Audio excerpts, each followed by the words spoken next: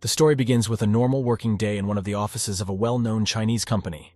The manager's assistant gave out the necessary instructions to the employees. A young man with a company badge on his chest confirmed the request over the phone and promised to send the results within 3 days. Although Chen Shu worked for the famous Manhwa company in the advertising department, this routine had already bored him quite a bit. As soon as he finished the call, the head of the department came up and informed him that the company was downsizing, and the young man had to put his best foot forward. This news was startling to the young man. He stared at himself with unseeing eyes and did not immediately see the binder in front of his nose. Lao Wang, as usual, brought an extra task at the end of the day. It's his style: more work and less pay. The supervisor's task was quite extensive, and so Chen Shu's fingers quickly ran across the keyboard. Suddenly, the young man's entire workspace was flooded with a dazzling white light with an incomprehensible image in the middle. It was so bright that Chen Shu covered himself with his hands. The young man screamed in panic. The pupils of his eyes could perceive nothing else but the blinding light coming from the display. The guy who was sitting with his back to him turned around and asked worriedly what had happened. Nothing unusual was happening for him. Chen Shu sat in front of his computer, covering his eyes with his hands. The young man didn't want to open them. The incomprehensible light slightly frightened him. Turning to the employee, the young man said that everything was fine. His eyes were just tired.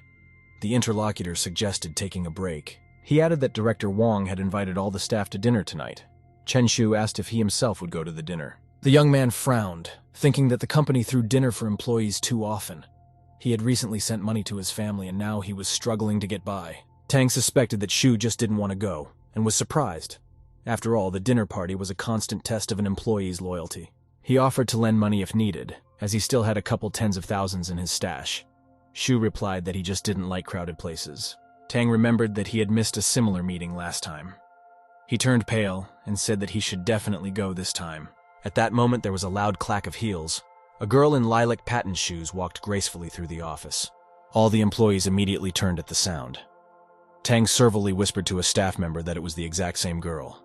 Shu turned his head perplexedly. Tang sincerely admired the beauty of the tall girl with glasses. The bracelets and earrings sparkled dazzlingly on her. In addition to that, Luo Shiyun was also the director. Tang reported that the girl quickly went for a promotion. Shu sadly realized that he could forget about her right away. In the evening of the same day, all the employees of the company came for dinner at the Bright Garden restaurant, which was located in the center of the city. Alcoholic beverages flowed by the river, and cheerful employees happily discussed the company's affairs. A large round table in the corner of the hall was set for 10 people. 2 platters of roast game were arranged in the center, followed by salads and fish items. Chen Shu was also at this event and was keeping the conversation going. Suddenly, the pupil of his eye changed and emitted a signal inaudible to others. Something from the young man's computer implanted itself into his iris and accessed his central nervous system. Chen Shu turned pale. He felt like everyone could see this, and watched the other staff members' reactions in panic. Everyone was behaving as usual. Shu realized that he was the only one who could see the Cyclops-like interface. The system immediately reported that Shinyu's VR program could read his emotions and thoughts. This makes it possible to communicate secretly from others. The young man let it be known that he had never bought any of their company's products. As it turned out, their research showed that Shu would be the perfect tester for their program. With this app, the youngster will be able to step into the role of any person he has always wanted to be. Chen Shu thought that he had to go to work tomorrow and asked to be left alone. The system asked if he had thought well. After all, he is actually being given a rare chance to be someone else and take control of the situation. Shu began to hesitate. Cyclops asked if Shu was satisfied with his current situation. At that moment, Leader Wang walked over to the table along with the dazzling Luo Shiyun. The fat man was carrying the girl's jacket on his arm. He said he wanted to introduce the new director Luo to all the staff. The first to be introduced was the head of the advertising department. He smiled embarrassedly at the girl. The director said she was pleased to meet them. Chen Shu grudgingly remembered that that guy had only promoted so high for the reason that he knew how to flatter his superiors. As if to confirm his words, the young man said that he owed all his merits to Director Wang, and he was happy to work with such a leader. One of the staff in charge of copywriting was also warmly acknowledged by Director Lo, and she extended her hand for introductions. There was only one Chen Shu left, and the director was curious about the young man's role in the company. Shu couldn't say a word. He happily stood up from the table and exclaimed that he was very happy to meet Director Luo. The young man pondered his position in the company for too long. The advertising department manager Wang smirked and disdainfully said that this young man was an ordinary clerk. That phrase sounded like a thunderclap. The whole world went dark in the young man's eyes. He realized that it would be very difficult to rehabilitate himself. It wasn't fair. After all, he was the only one who could solve the issue with the disgruntled customer. According to Wang, Shu has an average ability to work. When Chen Shu suggested not taking on the risky business, Wang had knocked him out, and now characterized it as ineptitude in dealing with clients. Supervisor Wang gloated at the young man and informed him that he would only get in the way. Director Luo took note of this. Tang looked worriedly at his new principal. He was unhappy that the laborer had been put in such a vicious light. After dinner, all the staff dispersed. The girls happily waved goodbye to the young men. Only Chen Shu felt disgusted. Shu resentfully told Tan that he had always expected to be treated fairly. His hard work was bound to be noticed sooner or later. Thane put a hand on his friend's shoulder and reminded him that it was very important to be able to suck up to your superiors. He'd talked about it many times. Chen Shu remembered how during his studies, Tang had gathered entire rallies when they were forced to vote by force and fought against injustice. And now Tang had changed a lot. Chen Shu told him this when the young man was about to get into the cab. Wang and Luo were the last to leave the restaurant. Wang grudgingly remarked that there was no need to meet with low-grade employees. He added that because of this, some employees may think they are on the same level as management. Seeing out of the corner of his eye that Shu was looking in their direction, Wang said that it was very important to know one's place. Otherwise, one could be out of a job. Chen Shu heard those words. He immediately realized who Wang was referring to and got angry, then checked to see if his implant was still in place. Shu decided that he could quit tomorrow, but today it was more important to get revenge. He asked to copy Wang and Luo's data into the program. The system reported that it could only scan one at a time and designated Luo Shiyun as a priority target. Chen Shu was surprised. He had expected to take Wang's leadership position and be closer to Luo, and make Wang himself suffer. The Cyclops-like system appeared above the girl's head, and after a few minutes, the young man received a notification that the scan was complete. It was evening. Chen Shu was in his apartment. In the past few hours, the young man had learned a lot about the system. To his regret, Chen Shu had only now learned that he could only create one character, and this made him sad. Moreover, the system languidly reminded him that he was very cool, and very soon it bored the young man. The Cyclops system informed him that the dream program was starting at midnight, and he needed to find a place to sleep as soon as possible. Chen Shu himself would have been happy to sleep, but today's meeting was clearly not good for him. The young man couldn't forget all the slander. Chen Shu admitted that he was too anxious and couldn't relax. It turned out that relaxation currents had been put into the system. The young man was informed that his nervous system would be subjected to special impulses, and that he need not concern himself with sleep. The whole room lit up with light and turned into an endless stream of rushing formulas. It frightened the young man very much, and he was ready to scream. The next second, Chen Shu was already snoring peacefully on the pillow. The system worked smoothly, and every customer fell asleep on time. He dreamed that he fell out of bed and hit the back of his head on the tiled floor. Rubbing the bruised back of his head, Shu opened his eyes. In front of him stood a tall brown woman in black boots and futuristic clothes holding a long cane in her hands. The girl said that she'd been waiting to meet him for a long time. She explained that she was an artificial intelligence and the administrator of the dream system. Chen Shu could call her 63. The young man asked if the transformation had begun. The girl informed him that they needed to replenish their supplies first. They were now in the warehouse. 63 said she would tell all about it a little later, and swung her yellow cane quickly. Not far from them, a heavy armored door with the number 1 in yellow began to rise upward. Chen Shu looked around. There were many small rooms like this. The girl seemed to be holding a universal key in her hands. Behind the first door was a tall display case. A curved knife glittered behind the glass. The inscription said that the machete was rated 2 points. They walked down the hallway, and 63 opened all the doors along the way, naming the item and its value in game points. Suddenly, the young man saw something really worth noticing. It was an endless battery, and Chen rushed towards it. The girl hit him on the arm with her staff and shouted that this exhibit was not for sale. She was only showing it for review. The AI said that points will be awarded after completing a level. The complexity of the world will increase, and points need to be spent efficiently. Chen Shu began to understand a bit about the game mechanics and asked if there were any strong NPCs he could hire. The girl took a step toward him and slammed her fist into his chest. The number on her bracelet changed color and turned white. Earlier, it had glowed blue. The AI reported that 10,000 points had been spent and number 63 was coming into his possession. Chen Shu offered to go with him. The girl reported that the dream program was starting as the tester had no further questions. She led the young man to a door with a menacing Doomsday survival sign, and departed, not forgetting to wish him a pleasant game. Chen Shu thought about what this could mean, and at the same moment, he was carried into the glowing doorway by a powerful current. At this, the young man woke up. The dream was a nightmare, and all his clothes were wet. At the same time, the dream was quite real. Chen Shu fearfully sat down on the bed and turned his head in different directions. Visually, all the furnishings were the same. Gradually, his fear was replaced by disappointment. Chen Shu hoped in his heart that he would be able to fundamentally change his life. The young man dangled his feet and reproached himself for falling for all this. Such technology simply could not exist. Time was not standing still, and one had to get ready for work. Chen Shu went to the bathroom and flicked the light switch. There was no electricity, and the young man had to clean himself up in the dark. It was very strange. There had never been a power outage in their house. After finishing his morning procedures, Chen Shu quickly had a quick snack and got dressed. A moment later, the young man was already going down the stairs. As soon as Chen Shu stepped out of the entranceway, just as something crunched under his heel, it brought him back to reality. Everything looked very strange. Cars were parked on the street.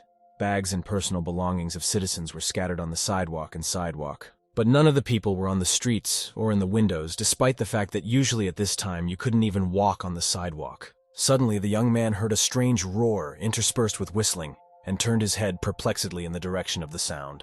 Right above his head, a passenger airliner with smoking engines was plummeting rapidly downward. Chen Shu did not have time to think of anything. At the same second, the plane fell a few dozen meters away from him, and the young man was thrown back by the blast wave. Chen Shu took cover behind the nearest car. He continued to be hit by mountains of bricks that had been ripped out by the blast wave. The system announced that it had launched a virtual Doomsday survival world. The scenario had a 6-month time frame. The young man crawled between cars in fear, taking cover from flying objects aiming to hit him. With the edge of his ear, Chen Shu heard the sound of dripping liquid. In the dead world, it was very suspicious and scary. Looking under the car, the young man realized that gasoline was leaking out of it, and he had better not be near the burning plane. Chen Shu lightning fast turned the other way and rushed away. At the same instant, he was hit by a blast wave. After running farther away and making sure that his life was not threatened, Chen Shu relaxed a little and remembered the strange plane crash. On the other hand, humans aren't supposed to be in this world, so there's nothing unusual about an airliner crash. Chen Shu took out a notebook and made a list of things he should acquire to survive in this world. The first place was food supplies. In a world full of loneliness, there were some advantages. The young man found a decent tape recorder in one of the stores and turned it up to full volume. With music on my shoulder, it was considerably more fun and not as boring. It was time to head to the men's clothing store. Chen Shu picked up a long sheepskin coat and ultra-fashionable dark glasses. After twirling in front of the mirror, he thought he looked good. Naturally, now one could afford everything, and the young man adorned his hands with gold rings and grabbed a couple of chains and necklaces. Oh, and in the liquor department, you can get Martell cognac, which you never had enough money for, but everyone praised it. Chen Shu walked through the rest of the departments and found nothing of interest. He left the store and moved on, taking a sip from the bottle as he went. At this moment, the young man remembered his new boss. He wondered if Luo Shiyun existed in this reality. Chen Shu picked up the phone in the police car and asked the game moderator when Luo Shiyun would finally appear here. Some strange sounds came from behind him. The young man turned around in surprise. Something was approaching him very fast. Fortunately, it turned out to be only a white dog with a collar and leash that barked along the way. There was no one to take care of him now. However, no dog could replace Luo Shiyun, and Chen Shu began to suspect that the system had tricked him. Suddenly, a real tiger slowly approached him. He growled threateningly at the young man, as if he were going to attack him. Chen Shu started to stagger back and shouted to the tiger to stay put and no need to get even closer to it. The tiger jumped on him and started licking his face with his tongue. It was Balbes the tiger, who turned out to be the only predator in the zoo. The zoo staff raised him from childhood, and he is affectionate with people. Many tourists took pictures with him as a souvenir. This tiger, with distinctive markings on the back, ran away when the zoo staff disappeared. No one could stop him now. The young man's cheek was all wet from the tiger's display of friendliness. Chen Shu couldn't understand how the company knew about him. There were many worries, and in the search for the necessary resources, the first 6 days of survival in a desolate world passed imperceptibly. Chen Shu had to admit that he had underestimated the danger. He ran out wearing a respirator and carrying a pack of mineral water in his hands. With the fall of the world, the water supply disappeared, and we had to get mineral water from supermarkets in the neighborhood. Also, all meat products and vegetables rot without electricity, and only a respirator saves you from a lot of maggots. Of course, there are other non-perishable foods, but Chen Shu feared the rapid onset of avitaminosis. That day was a pretty good day for him. He was putting the water packs in his van and found another room. A compact diesel generator rumbled peacefully in the small warehouse. The young man had used one of these a few years ago. Chen Shu knew that it could easily last for a whole week. True, it would heat up too quickly and could malfunction. The young man plugged the generator into the meat department and decided to turn it off in the evening. He hoped to save at least some food. Considering that this place had a generator and a refrigerator, Chen Shu decided to establish his shelter here. During the day, he walked the streets and gathered edibles, and at night he weeded the ground to grow food. The land was all weedy and hard to cultivate, but under the present conditions there wasn't much choice. In this way, 31 days of survival in the desolate world had passed. Chen Shu thought that this was not a bad result. He was slowly driving a car through the city and asked the passenger what was useful for him to do today. The same white dog was lying on the road. Even though there were no people in the neighborhood, Chen Shu still drove according to all the rules, wearing his seatbelt. Next to him sat the fictional Tan. He advised him to find a seed store. Shu smirked and said there was a better plan. The young man let go of the steering column for a second and imagined ending this whole fictional world. I mean, you could just take your hands off the wheel and smash the car to smithereens. Then he'll wake up and go back to real life. Tang reminded him that garlic should grow today. The young man should eat fresh vegetables and his health would improve immediately. Chen Shu turned to his partner and angrily shouted that it wasn't just the lack of fresh food that annoyed him in this strange world. This whole city is swarming with maggots and flies, and the young man has the feeling that he is living in a swamp. The maggots are crawling all over his body. In addition, at night, Chen Shu could hear absolutely no sounds other than the blowing of the wind. And it wouldn't take long to go insane like this. Tan stated that it doesn't take long to get out of the game, but the young man there is going to be fired from his job, and that ordeal will be tougher. Thane asked the young man to think hard about everything, and not to forget that he was only in a virtual world. Chen Shu gratefully looked at his partner, who began to disappear into thin air. Even in the game, Tang gave a self-confidence boost. Suddenly, the headlights of a rushing car blinded the young man, and he looked unhappily at the road. Chen Shu instantly reacted to the danger and pressed the brake pedal all the way in, twisting the steering wheel to the side. The driver of the oncoming car slowed down and the two vehicles nearly collided in a skid. After leveling the car, Chen Shu carefully pulled up to the careless driver and looked at him unhappily. To the young man's surprise, behind the wheel of the blue sports car was the beautiful Luo Shi-yun. She looked fearfully at Chen Shu. Suddenly, a gray car slammed into her car from the side, and the girl's head disappeared under the airbags that deployed. Chen Shu couldn't believe that he had seen Luo Shi-yun. There was a strapped mannequin sitting next to him, which was the imaginary Tang. Luo Shi-yun had been unconscious for too long, so it was quite difficult for her to open her eyes immediately. She sat up on the bed, holding her head. The accident had not been without a trace, and the girl was still moaning in pain even now. Feeling her head, Luo Shi-yun was surprised to find that she had a band-aid on her cheek. This was something she didn't remember anymore. In addition, on the other side of the bed were neatly folded men's clothes for her. Ji-yun couldn't understand where she found herself. The girl decided to explore and gently pulled the doorknob toward her. She gingerly looked outside. It looked like some kind of warehouse. A diesel generator rumbled quietly in the corner, and a table with plates stood a little farther away. Luo Shi-yun walked over to the diesel generator with astonishment. She was amazed that someone had been able to adapt it to her needs. Moreover, there were plates of fruits and vegetables on the table, as well as a bowl of soup. It all seemed very fresh. In one of the rooms, the girl came across Chen Shu. The young man was tidying himself up with an electric razor and turned to her. Chen Shu told the girl that she could go get something to eat. All that food on the table was meant for her. Luo Shi-yun remembered seeing the young man at that corporate dinner and asked him to introduce himself again. Chen Shu smiled and introduced himself. He was glad that the Dream Corporation had still transferred the created image of the girl with memories. Xie-yun was surprised that he managed to get food and electricity by himself. The young man replied that he was actually lucky.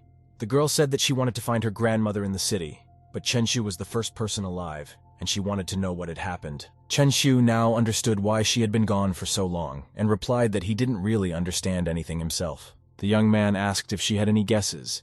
Xie-yun shrugged her shoulders. She didn't know anything about the disaster either. Based on the game experience, it was appropriate to invite a girl to join the team and survive together, so Chen Shu said that Luo could stay here. He explained that it would be easier to cure his illnesses. In addition, he has good living conditions. The girl closed her eyes as if thinking over the proposal. She said it wasn't a bad solution. Opening her eyes, Luo Shi-yun stared intently at the young man and said that it was better to clarify something beforehand. Chen couldn't even imagine that Luo would hesitate.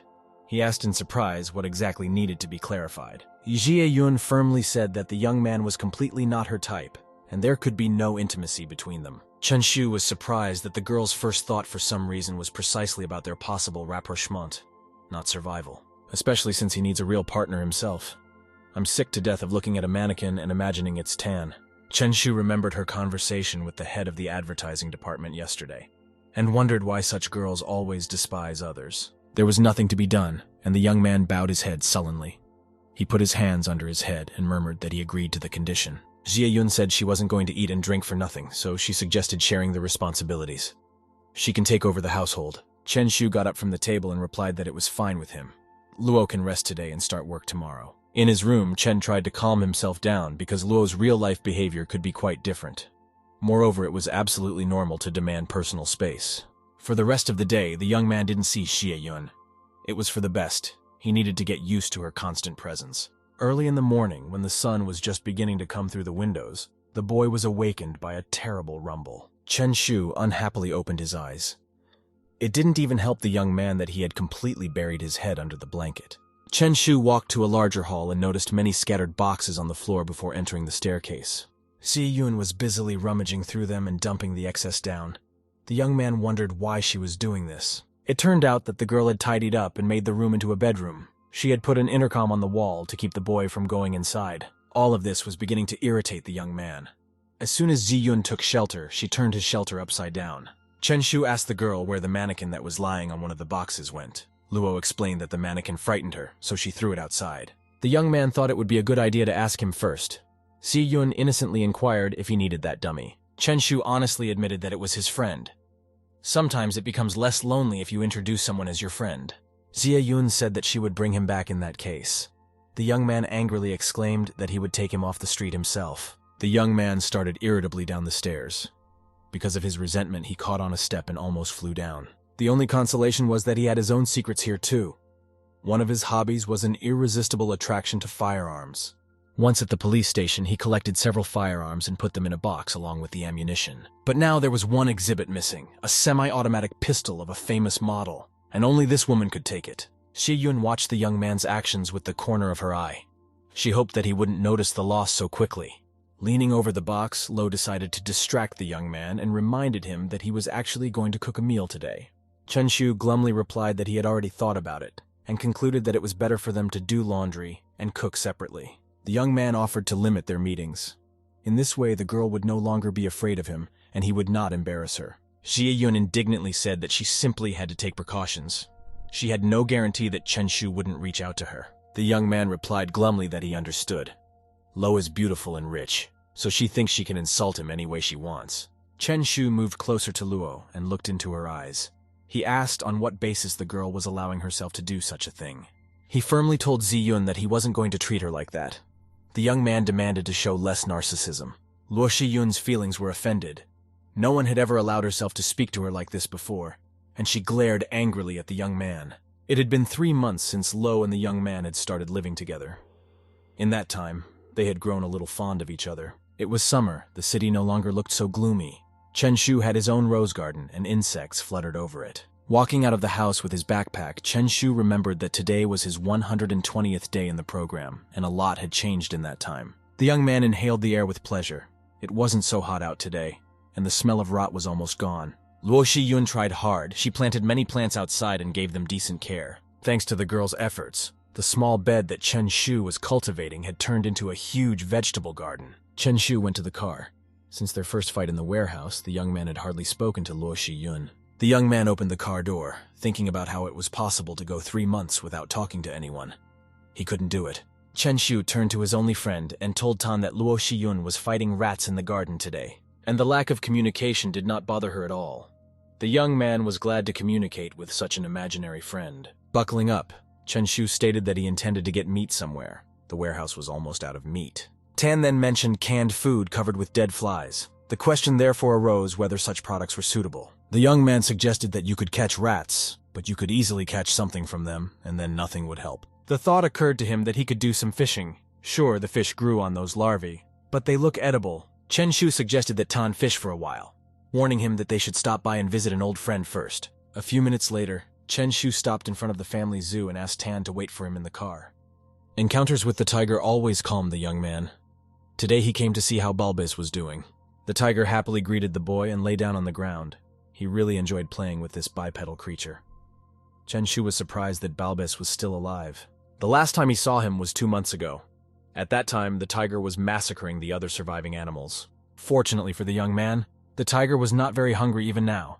From time to time, he satisfied his hunger with pets and rats. Chen Shu took out a piece of meat from his backpack and gave it to Balbes. The young man asked to save it. It was the last piece from the freezer. At the same moment, Balbes sniffed and raised his head warily. His body instantly rose to his paws. With a menacing growl, the tiger leaped out of the way, scaring the young man to death. Chen Shu almost dropped his backpack from his hands. Wild animals with antlers were scurrying along the paving stones near the zoo, and Balbes smelled them from afar. He pounced on one of the deer. The young man watched the deer hunt in amazement. He knew that all the deer in the zoo had their antlers cut off. This meant that wild deer had wandered in. There was no chance of escape, and Balbes bit his victim's neck. The other 2 deer scurried away, frightened. The sky darkened and clouded over. It was raining heavily. Lightning flashed somewhere in the distance. A few seconds later, the thundercloud floated closer, and the discharge struck very close, lighting up everything around it. A very strong wind was rising, and Chen Shu couldn't understand where it was coming from since the weather had been warm recently. Meanwhile, the wind was getting stronger by the minute. The thin trees were simply broken or bent to the ground. Chen Shu was in the center of the funnel, and his backpack was simply ripped off his shoulders. The young man realized that he was dealing with a typhoon. Losing his backpack didn't matter anymore. It was just important to survive, and the young man ran as hard as he could to his car. Chen Shu opened the door on the dummy's side and pushed him back into the driver's seat. Only now did he allow himself to take a break. Swapping places with the dummy, Chen Shu thought that this was an unprecedented incident.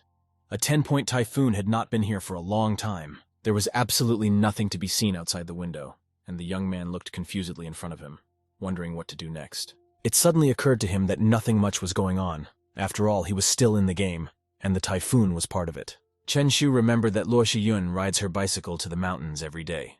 She is most likely still at the top of the mountain now. Not paying attention to the possible danger, the young man started the engine and rushed to find the girl. After a few minutes, Chen Shu parked the car.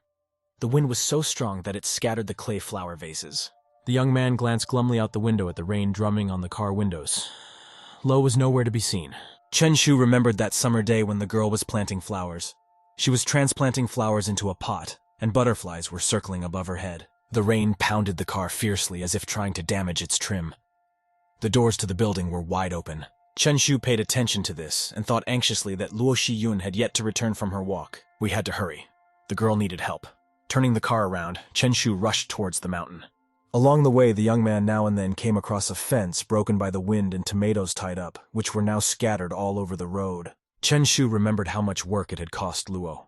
She fiercely chased the rats all over the vegetable garden and prevented them from approaching the plants. The young man slowed down and continued driving more slowly. He rolled down the side window and called out to the girl at the top of his voice, but no one answered. Entering the bridge, Chen Shu caught some faint glow on the other side of the bridge amidst the lightning discharges.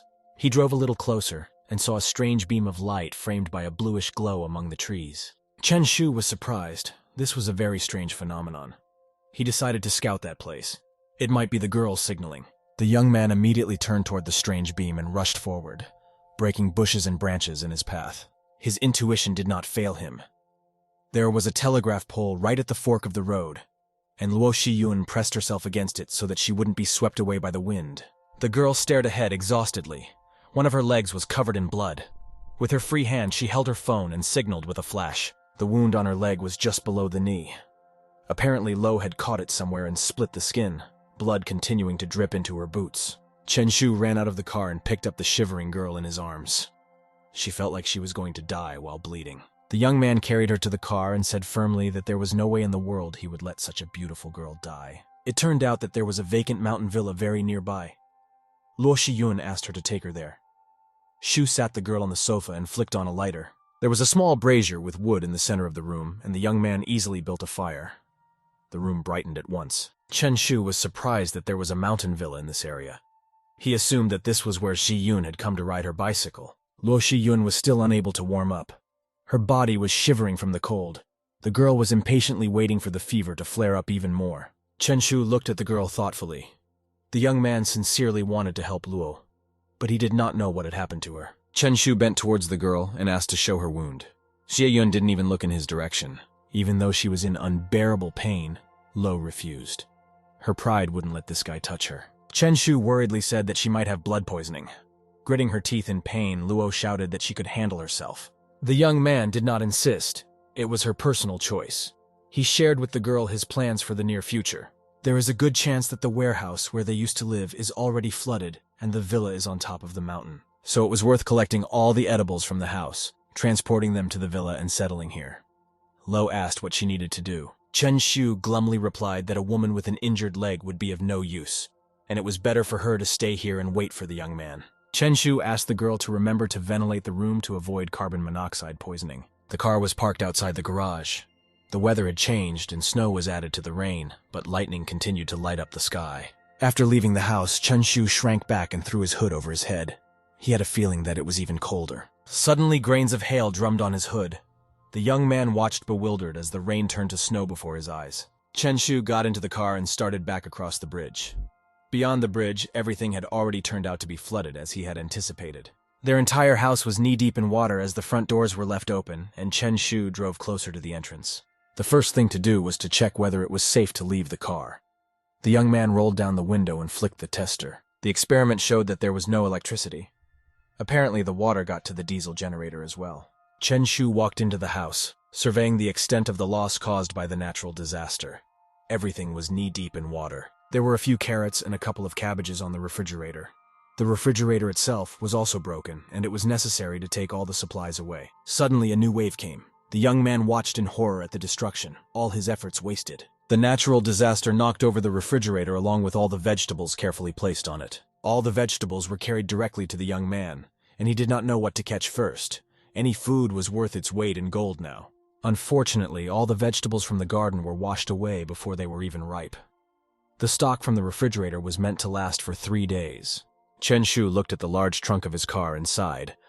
They already had little food, but with the flood, there would be nothing left. With such strong winds, it's impossible to even go fishing.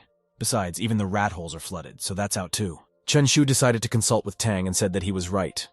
If something happened while he was away, there would be nothing the young man could do. Chen Shu asked Tang how he could save the day and if he knew a couple more places to get food. Unfortunately, Tang couldn't answer the young man. It was quite a difficult question for him. Therefore, Chen Shu went to see his old friend. Balbus the tiger seemed to be waiting for someone. He sat on his hind legs at the main entrance to the family zoo, oblivious to the cold. The young man drove closer and rolled down his window. He shouted desperately that he needed Balbus's help. The tiger looked at him with devoted eyes. His face was covered with bloody wounds, and the boy asked what had happened to him. Chen Shu suggested that Balbus hunt together. The tiger was excellent at tracking the beast, and the young man had a gun. Besides, he could patch up his friend a bit. The young man hugged the tiger and yelled that Balbus should get in his car. He wouldn't be able to make it if the road flooded. Tiger turned away and continued to stare straight ahead. Whatever it was, he preferred to stay here. The young man stroked the tiger's scruff, but it did nothing. The brat didn't even turn toward him. He had already said everything. Chen Shu got angry and tried to explain to Balbus that he could die like Hachiko's faithful dog while waiting for his master. No amount of reasoning helped. The young man shouted that he had been feeding Balbus for 2 months and he must have some feelings left. Tiger had had enough of this conversation. He turned his head toward the young man and growled angrily at him, signaling that the conversation was over. Chen Shu looked at Balbus with regret. The tiger was clearly not going to go anywhere and would have to be left here. The young man told Balbus that he appreciated and accepted his choice, but could not return until the storm was over. The dork tilted his head and looked at the young man with a sad look. He too was sorry to part with the boy. Chen Shu reached the car and turned around to look at his friend one last time. He hoped until the last minute that the tiger would change his mind. The water had already reached the main entrance to the zoo. Bully kept sitting in his seat. The young man said he had to be strong. Leaving the tiger at his house, the young man sighed and drove away. It was still raining and snowing, and the city continued to flood. Chen Shu turned to Tan and complained to him that the game was too real.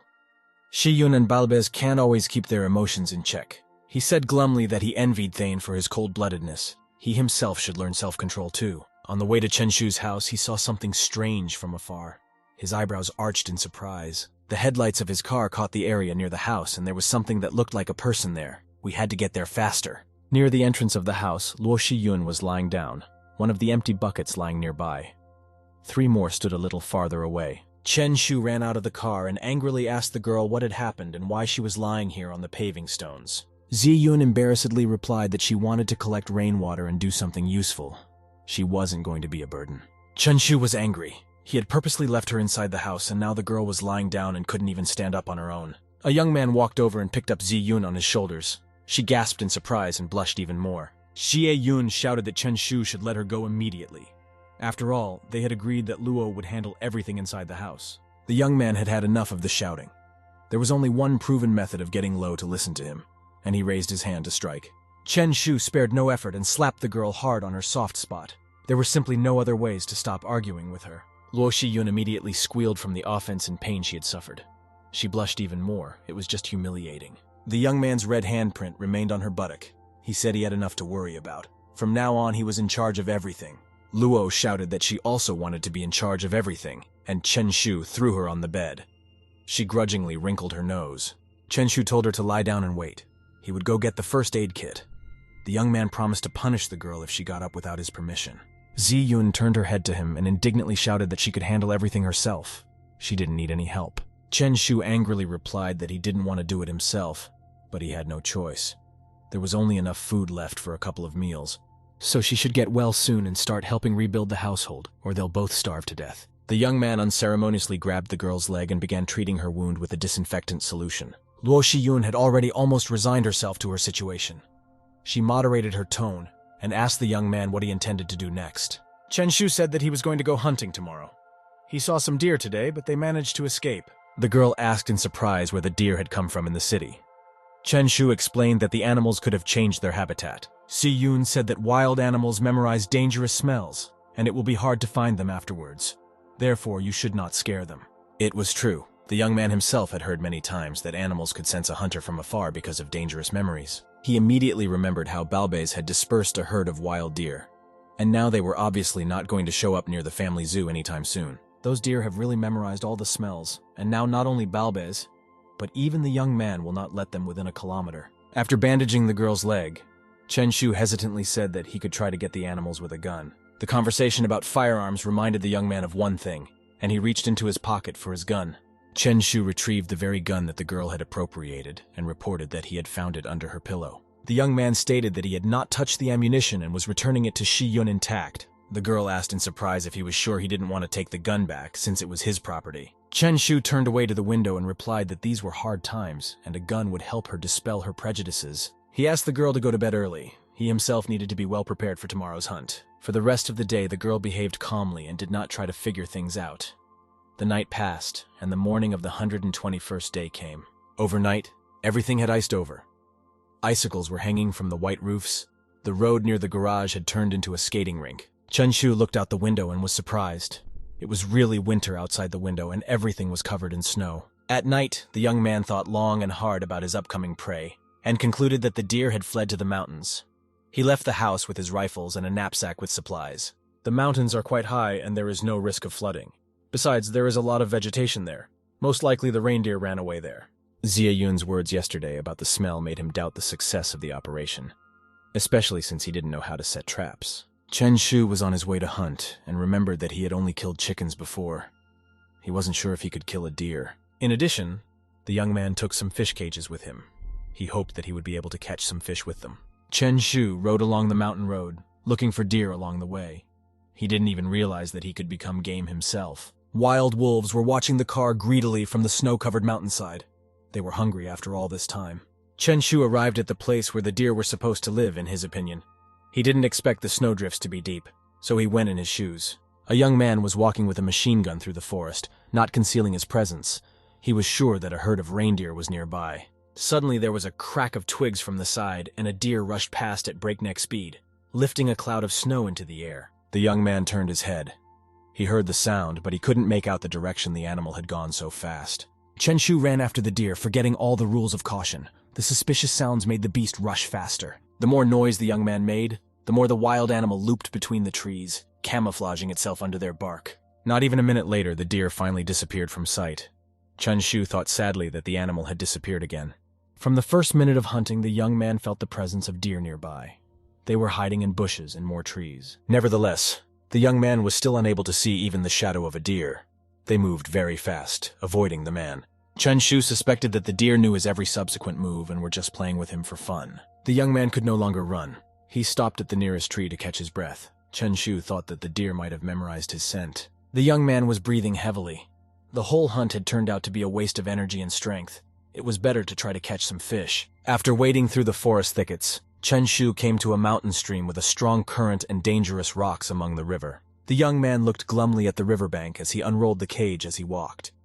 He was not sure he could catch fish in the swift river. Chen Shu unfolded the sled to its full length and began to stagger backward, looking for a secure place to tie his contraption to. The cage began to sink slowly into the water. He expected to pull it out as soon as he caught a couple of fish. Considering the strong current of the river, Chen Shu wrapped the other end of the rope around his arm. He couldn't afford to lose the only cage. The young man had barely had time to secure the rope before the cage began to sink deeper under the water. Meanwhile, the rope was stealthily tightening. In a few seconds, the rope was taut as a string. The swift current of the river tended to carry the cage away, and it became difficult to hold it. Suddenly, Chen Shu felt that he couldn't hold the rope any longer. However, he didn't want to lose the rope and held it tightly. In the same second, the young man's feet left the ground, and he was surprised to realize that the swift current was to blame. A tremendous force tore him off his seat and threw him into the water. During the flight, Chen Shu dropped the assault rifle into the raging stream. Under the weight of his backpack, the young man dived so deep that he could reach the rocks at the bottom of the river with his hands. Down below, the current seemed even colder. Chen Shu dove out and spat out the liquid. In a few seconds, he had managed to swallow the icy water. The young man reached the shore and clung to it. He had no luck with hunting or fishing today. His entire body was shivering. Chen Shu started breathing on his palms, trying to warm himself up at least a little. There was nothing to do. He had to return home. As he climbed out onto the snow-covered hill, the young man saw a deer a few dozen meters away. It was an incredible stroke of luck. Chen Shu crouched behind the hill so as not to scare the deer away, while at the same time trying to figure out if he was dreaming of the animal. The young man quickly took off his backpack and realized that the assault rifle had disappeared. In all probability, it had fallen into the water during the flight. Fortunately, the distance between him and the animal was not very great. The deer could also be hit with a shotgun. Chen Shu carefully aimed at the deer, realizing that this was his first and last chance. It was as if the deer didn't suspect anything. The icy air made everything around him freeze, and the young man exhaled heavily. This had been his fatal mistake. The deer turned instantly, listening to the sound. At the same moment, he saw his sworn two-legged enemy. Chen Shu realized that the deer had spotted him and fired just as the animal started to run away. All the buckshot from the shotgun mostly hit the tree under which the deer was looking for food. The frightened animal ran away. Worst of all, the recoil of the gun butt had struck the young man's nose after the shot, and now scarlet drops were falling on the snow. Chen Shu was angry. This all looked too real for a computer game. They could have reduced the impact a bit. The young man walked through the forest and thought that it was all very stupid. He did not catch any animal or fish, but he lost his hat and his automatic rifle. Chen Shu tried to warm up his hands and thought that he was in for an unhappy fate. He would most likely die of starvation. Strange sounds were heard in the distance behind him. The young man turned around in surprise. He thought it sounded like an owl. Unfortunately, it wasn't an owl at all. The sound of the gunshot attracted the wild wolves, and they came running to the source of the sound, scowling at their prey. The wolves came closer and closer to the young man.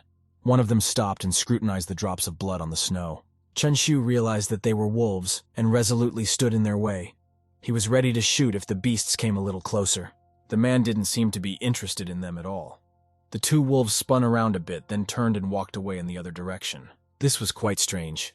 Chen Shu thought that they sensed the danger coming from him and decided to return. The young man remembered perfectly where he had left his automobile, and after a while, he stopped outside the house. When he ran into the house with his backpack, Li Si-yun was sitting on a bed near the fire, wrapped in a towel. The young man was fiercely throwing off his wet clothes. Shi-yun was surprised that Chen Shu had returned so quickly. Seeing that the young man continued to undress further, Lo indignantly asked what had occurred to him. She blushed with embarrassment. Chen Shu explained that there was nothing like that to think about. He fell into the river and just wants to warm up. The girl turned the other way and stated that he didn't have to undress. Stammering from the cold, the boy apologized for the disturbance. The girl's curiosity still took over, and she furtively turned around herself to see what Chen Shu was doing. Suddenly, among the things that had fallen out of his pants, Lo saw the young man's wallet. In that photo, the young man was with a girl. Chen Shu was warming up by the fire and was still shivering from the cold. Shi-yun was curious who was in that picture. She assumed that that attractive person in the pink t-shirt was Chen Shu's girlfriend. Chen Shu sighed, turning his memories around, and said that she was currently an ex-girlfriend to him. Luo Shi-yun thoughtfully said that that girl looked very cute. She wondered what was the reason for the separation. The young man stretched his hands closer to the fire and stated that he wanted to start a full family, and for that girl the relationship was just fun. Chen Shu assumed that Luo must have many suitors and asked if she had anyone in mind. Luo's favorite was named Du Feng. While holding a PhD position at the institute, he was also the executive director of a technology company. Chen Shu stated that with that being the case, he must have poor eyesight, and added that it would be hard for him to get along with Luo Shiyun. The girl turned around angrily and resented that the young man shouldn't be bullying her. First of all, she is his boss. Suddenly, Ziyun realized that Chen Shu was sitting in front of the fire completely naked, and this fact made her very embarrassed. She immediately covered her eyes with her palms and exclaimed, apologizing to the young man. She had no intention of peeking. Shiyun had completely forgotten that she was holding a blanket with her hands, and as a result, she appeared naked to her waist to the young man. The young man's cardiac system was not ready for such a serious overload, and nosebleeds rushed from his nose. Luo Shiyun only realized what had happened after a few seconds, and blushed as red as cancer. She looked at her hands in surprise. Quickly covering herself with a sheet, the shamed girl squealed that the young man had no business sitting here and staring at her. Blushing with embarrassment, the young man threw on his jacket and left. He could not get the picture he had just seen out of his mind. Nevertheless, it was still necessary to fight hunger and cold. 2 more days passed in search of food. Chen Shu went hunting in the forest again. This time he crawled up to his prey so as not to scare the deer away. But even in this way he could not get close enough, the wild beasts sensing his approach from afar. Chen Shu realized that they would immediately hide in the forest if he approached them even half a step, and then all efforts would be wasted. In fact, in the real world, the young man had no real weapon, and one could only guess at his accuracy in shooting. Besides, the assault rifle was hopelessly lost and the shotgun was not a suitable weapon for long-range shooting. So each shotgun blast only frightened away the animals in the vicinity. Birds flew from the treetops, dropping the snow. Chen Shu glanced glumly at the deer. If he didn't think of a way to get closer, they would both face starvation. 2 more days passed in unsuccessful attempts to get any animals. The only good thing was that Luo was no longer angry. During the dressing sessions, they socialized more and more. Shi Yun didn't even reproach the young man for coming back empty-handed. Luo Xiyun has shown herself to be a very intelligent, but also a very independent girl. She takes a lot of responsibility. That was why Chen Shu didn't tell her anything about the wolf pack, because then she would blame herself for everything that day. Unfortunately, the girl is getting weaker and weaker every day. There is a strange feeling that her wounds are not even healing. It had been many days since they had eaten normally. The young man had high hopes for tomorrow. He had managed to set a trap. It was an ordinary wolf pit with pointed stakes at the bottom. Chen Shu put some lettuce leaves as bait. The young man was counting on the fact that the deer salad should serve as a delicacy at this time. He was sure that the animals would be caught. After hearing about it, Luo said that he should have discussed it with her. In winter, it is very risky to waste a lot of energy for nothing. Chen Shu recognized that Luo was right. He had no strength left to create a second such trap. Tomorrow was going to be their fate. The next day, Chen Shu went to the forest to pick up the game he had caught. The mood was good, and the young man hummed a song under his breath. He remembered well the landmark where he had set the trap, and soon stopped at a conspicuous spot. The trap was in the bushes near the road. When he got out of the SUV, the young man couldn't believe his eyes. Not a single animal had fallen into his trap during the day. The lettuce leaves were gone. The wolf pit itself was empty, as if the wily animals had eaten their delicacy and left. Chen Shu couldn't believe that his experiment had failed so quickly, and now there was nothing to eat at all. On close inspection, the young man found traces of blood on the stakes. Not all was lost yet. Emboldened by the success, Chen Shu rushed after it, orienting himself by the blood trail. That deer couldn't have gotten far. He begged for a single deer to fall. It would be enough for him and Luo Shiyun for the first time. Running up the next hill, the young man realized everything. At the top was that pack of wolves, and it looked like they'd gotten the deer. Chen Shu stared in astonishment at the pack of insolent men who dared to take away his rightful prey. A couple of wolves barked at him. The rest growled menacingly. Some had blood on their faces. Chen Shu couldn't stand it and pulled his weapon off his shoulder.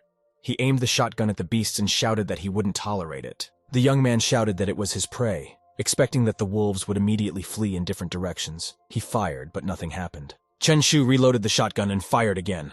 As if regaining their senses, the wolves whined and ran away. The young man shot after them, but he could not reach his target. The wolves tore the prey in half and took it away with them. Chen Shu fell to his knees exhaustedly. He was already tired of failing after failing after failing. Every attempt he made was to no avail. He kept telling himself that it was just a game and he needed to suppress his emotions. But every such incident seemed like the downfall of the world. All his hopes of getting food and surviving had come to an end. The young man couldn't stand it any longer, and he howled wolfishly in his heart. The 126th day of survival had arrived. Yesterday's day ended normally, and Lo didn't say anything this time. Around 7 o'clock in the morning, Chen Shu came to the girl's room and placed one lettuce leaf and one tomato on the bedside table. The young man bowed his head and glumly declared that this was the last meal. Luo Shiyun, wearing a red dress, sat with a blanket covering her legs. The girl said it was his food by right. She hasn't helped him in a long time and doesn't deserve her portion. Chen Shu reminded Xia Yun that she was already on the verge of death and should not immediately refuse food. The girl wondered. Their biographies were quite different.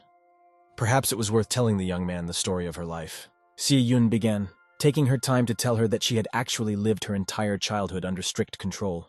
As a little girl, Lo spent most of her time locked up in her room, and she didn't see the outside world.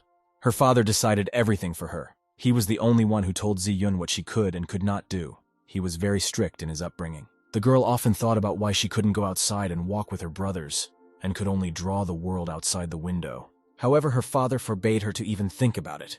He destroyed all the drawings he could find in her room. Her father constantly reminded her of her mother, of whom he did not think the best.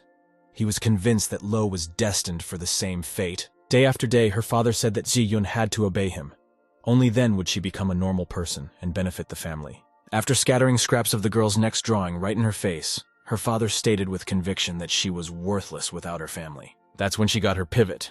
Loneliness was a very good teacher for Ziyun. The girl was always confident in her abilities simply because she was alone in life and had no one to rely on. After finishing her story, Lo smiled sadly and asked the young man what he thought of all this compared to what he had thought of her before. Chen Shu looked thoughtful. He now understood that the girl was having a hard time, but he still said that everyone had a hard time. He said that he worked his ass off every day at this job, but he was not appreciated. Now he doesn't know why he worked hard at all and what the future holds for him.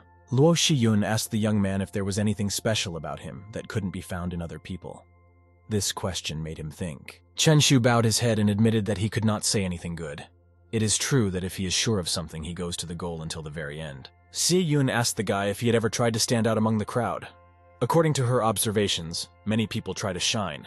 Unless one tries to outshine the light of others, no one will notice it, and the young man will never be recognized by others. Luo Shiyun told the young man that in her case it was loneliness that helped her outshine the others. She had to overcome a long journey in her time. The young man answered nothing, and El consoled him that he was fighting for his life to the end in every way possible and was not giving up. Chen Shu timidly asked if he could get her approval in the company if he helped her survive in this world. The young man confessed that he has long dreamed of being recognized by an executive so that for once the company bosses would notice his real worth. Lo explained that she wouldn't be alone anymore if she managed to survive. The young man asked the girl to stop pretending to be cool. Xi Yun looked thoughtfully in front of her. She had promised that she would be cool until she herself ran out of strength. Chen Shu picked up a lettuce leaf from the bedside table and informed the girl that in that case, it was time for him to get down to business as well. The young man's body was trembling from constant malnutrition, but right now he was the only one who could change the current state of affairs. At the very exit, Chen Shu suddenly stopped and loudly shuffled his slippers on the floor. His feet were already barely dragging. The young man told him that Lo must wait for him no longer than until the third morning. Otherwise, one must find a suburb to the east of this villa. Sighing heavily, Shu said that his body would most likely rest at the bottom of the river near the settlement. After that, Luo Shiyun would already figure out what to do next. He slammed the door behind him, leaving the puzzled girl behind. Chen Shu was saying such horrible things about his possible death, and in such a calm tone that the girl was just shaking with fear. In the meantime, winter was in full swing. The snow kept falling, and the whole area was covered with a snow-white carpet. Placing the dummy on his shoulder, the young man told himself that Luo Shiyun was right. He had never had to fight for anything before. The young man confessed to his friend Tan that he had long ago decided not to take responsibility. It was easier that way. It was only now that a very clear certainty came to him. The young man had never experienced such a feeling before. After all, even in real life, he was always complaining to Tan, avoiding difficult situations where difficult choices had to be made. The young man sat the mannequin on the railing of a high terrace and told him that he could change a lot of things, including his family, school, and job. Nevertheless, he constantly only complains about the unfair world and circumstances. The young man admitted that he is very afraid of change. Chen Shu was pensively looking into the distance and thinking about all of this, while the mannequin representing Tang simply remained silent. Chen Shu looked at his loyal friend and promised Tan that he would never complain about life again. The mannequin didn't reply anything to the young man, and Chen Shu yelled in his ear that he would never complain to him again. With these words, the young man resolutely pushed the mannequin off the railing at the edge of the high mountain terrace. This time he knew what he had to do. Meanwhile, the mannequin silently collapsed downward. He didn't care at all. He had already fulfilled his social role. Another morning had come. The last batch of wood was burning in the small brazier in the kitchen. The house was getting colder and colder. Luo Shiyun walked into the kitchen and approached the counter with butcher knives. After hesitating for a bit, she pulled out one of them. Without hiding her intentions, the girl approached the young man with a huge knife in her hands. Its blade gleamed ominously. After a hard day, Chen Shu was very tired, and so he fell asleep wherever he had to. He slept in his clothes right under the wall in the kitchen, unaware of what awaited him. Luo Shiyun, with eyes blazing with hatred, came closer and closer to the young man and began to bring the deadly weapon above his head. After the first strike, the young man's blood splattered all over the floor. Shiyun didn't think that was enough, so she swung again. The next moment, the girl screamed and woke up from her own scream. The nightmare made her eyes water. Luo Shiyun was breathing heavily, her whole body shaking from the horror she had seen in her dream. It was already quite dark outside the window. With a quick glance at the electronic clock on the nightstand, the girl realized that it was only about 6 in the evening, and she was dreaming for the first time in 3 months. She remembered the young man's gruesome words. He had told her where to find his body and what to do with it. Luo Shiyun hugged her knees and painfully thought that she would really have to eat the young man's corpse to survive in this world. That night she struggled to sleep, but to do so she had to free herself from the intrusive thoughts. The 127th day had come. Chen Shu didn't waste any of this time. He was coming up with new ways to hunt every time. Now he decided to take a break and threw the shovel on the snow. He had worked hard all day and was very tired. Breathing heavily, the young man considered his next steps. He had a new plan. The young man stood on a snow-covered slope and gazed thoughtfully at the swift flow of the mountain river. He remembered how he had fallen into the water. Nevertheless, it was then, barely out of the icy water, that he managed to get very close to the wild animal. Since that day, he had never once succeeded in shortening that distance to a deer. The animals ran away from him in time. This fact led the young man to think that he had succeeded in disguising his groin with water that day, and the deer had not smelled him. Chen Shu wasn't sure if he was doing the right thing. It was too risky a venture, but he saw no other way out. At the same time, Luo Shiyun sat on the bed like this, hugging her knees. Because of the nightmare, she was unable to fall asleep, her whole body trembling. Looking at herself in the mirror, Ziyun indignantly thought that her display had too pathetic a look. She had a vision of her father. He instructively told her that she could have remained rich and famous if she had listened to him. Father contemptuously said that Ziyun is incapable of distinguishing between good and bad. This only proves that she is absolutely worthless. Luo Shiyun angrily waved her hand in his direction and chased him away. She shouted that she could survive without his advice. The girl's hand dropped exhaustedly to the nightstand with a tomato, the only food left in this house. Ziyun's palm lay just on the tomato, and the angry girl didn't immediately realize what it was. Luo perplexedly turned around. When she saw that it was the last tomato, the girl's body shook with worry even more. Luo remembered the young man. I remembered his soft voice. That day he had talked about his dream. The young man really wanted the management to recognize his merits for once. Luo Shiyun never decided to take the tomato and satisfy her hunger a little. She had promised to be patient with the young man for 2 days. She never broke her promises. Luo Shiyun had been spinning all night. Sometimes she even managed to take a short nap. That time it was about 3 in the morning. The girl was lying in bed with her eyes half closed. Luo didn't even have the strength to get out of bed, and she lay in bed the whole time. Shiyun slowly turned to the nightstand to see what time it was. Her eyes closed on their own from fatigue. Suddenly, near a large and juicy tomato, the girl saw an insolent rat. It was sniffing its prey unceremoniously. Ziyun's body trembled with helplessness. She couldn't see some vile beast massacring her food left behind. Luo's father did not hesitate to appear in front of the girl. He immediately laughed at her at the top of his voice, clearly amused by the scene. Pointing at the rat that was ready to sink its sharp teeth into the tomato, the man asked Ziyun what she would choose. He smirked and said he was wrong. This time Luo's strength is not enough to even make his choice. A man told her that her fiancé Dufeng is immensely rich. Unfortunately, he was too old to live much longer. And to be his wife, Luo must maintain an impeccable reputation. After his death, she is free to do whatever she wants. Her father said that she couldn't handle it on her own, no matter how many times Ziyun told her that she was strong and independent. The man smiled and stated that Luo could only pretend to be strong, and that was why she was in this situation. It always happens with hypocrites. Father exclaimed that Ziyun would die very slowly as the rats tore her body into small pieces. A rat peered out from behind a tomato that was huge for it.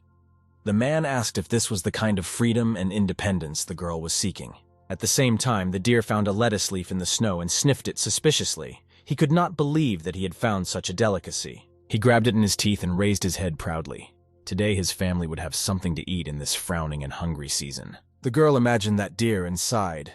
She recognized that she might as well starve to death. Luo Shi-yun pulled out her semi-automatic pistol from under the pillow and pointed it directly at her father's face.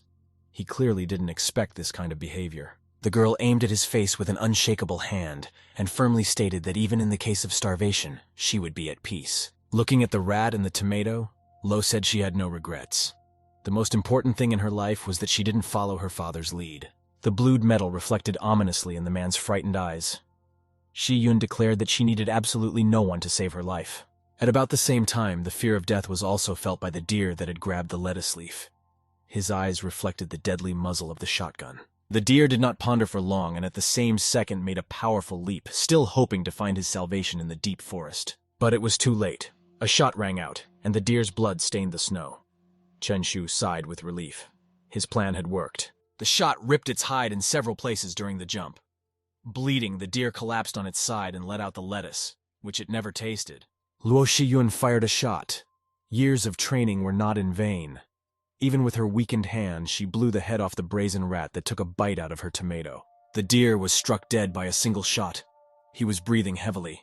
The heavy shot had torn his hide in several places. It was now possible to start digging out of the snowdrift where Chen Shu had ambushed him. The first to emerge from the snowdrift was the muzzle of the weapon. Following him, the gloved hand of a young man began to make its way out. I needed to get home and warm up as soon as possible. Chen Shu shoveled the snow around his face and sighed in relief. The young man felt like he would never get out again. Chen Shu climbed out of his ambush and inspected the deer. The deer was no longer moving as the multiple wounds had done their job. The young man fell to his knees in the snow and laughed happily. Chen Shu was very happy that his plan had worked, and he and the girl would not starve to death. Luo Shi-yun greedily bit into the tomato. Time was coming to an end and she needed to gain strength to survive. The girl thoughtfully watched the rat carcass slowly roasting on the brazier. It would save her for a while. At this moment, the front door creaked open. Si-yun took another bite of the tomato and turned her head in surprise. Standing on the threshold was Chen Shu. All of his clothes were covered in blood. He had managed to get a deer and the blood was dripping down his clothes directly onto the floor. The deer was on the young man's shoulder. Chen Shu said to the girl in surprise that she had not waited for him and had already had time to eat. Luo Shi-yun couldn't believe her eyes. She had already resigned herself to the fact that the young man was dead and she would have to survive on her own. With a tongue laced with cold, the shivering young man declared that he would not have been in such a hurry to get home if he had known that Lo had already eaten. At the same second, the young man's strength left him, and he collapsed to the floor without feeling. All his clothes were covered with ice. The girl stared in amazement at the young man and the huge body of the deer. The animal had fallen nearby, and a pool of blood was spreading on the floor. Lo jumped off the bed and fearfully ran up to the young man. She asked what was wrong, but Shu didn't answer. Shi-yun started to stir the young man and asked if he could stand up on his own. Suddenly, she found that his body was very cold. Moreover, ice flakes were falling off his clothes. Examining one of them, the girl assumed that Shu had fallen into the river again. Ji-yun was already strong enough to immediately start processing the carcass.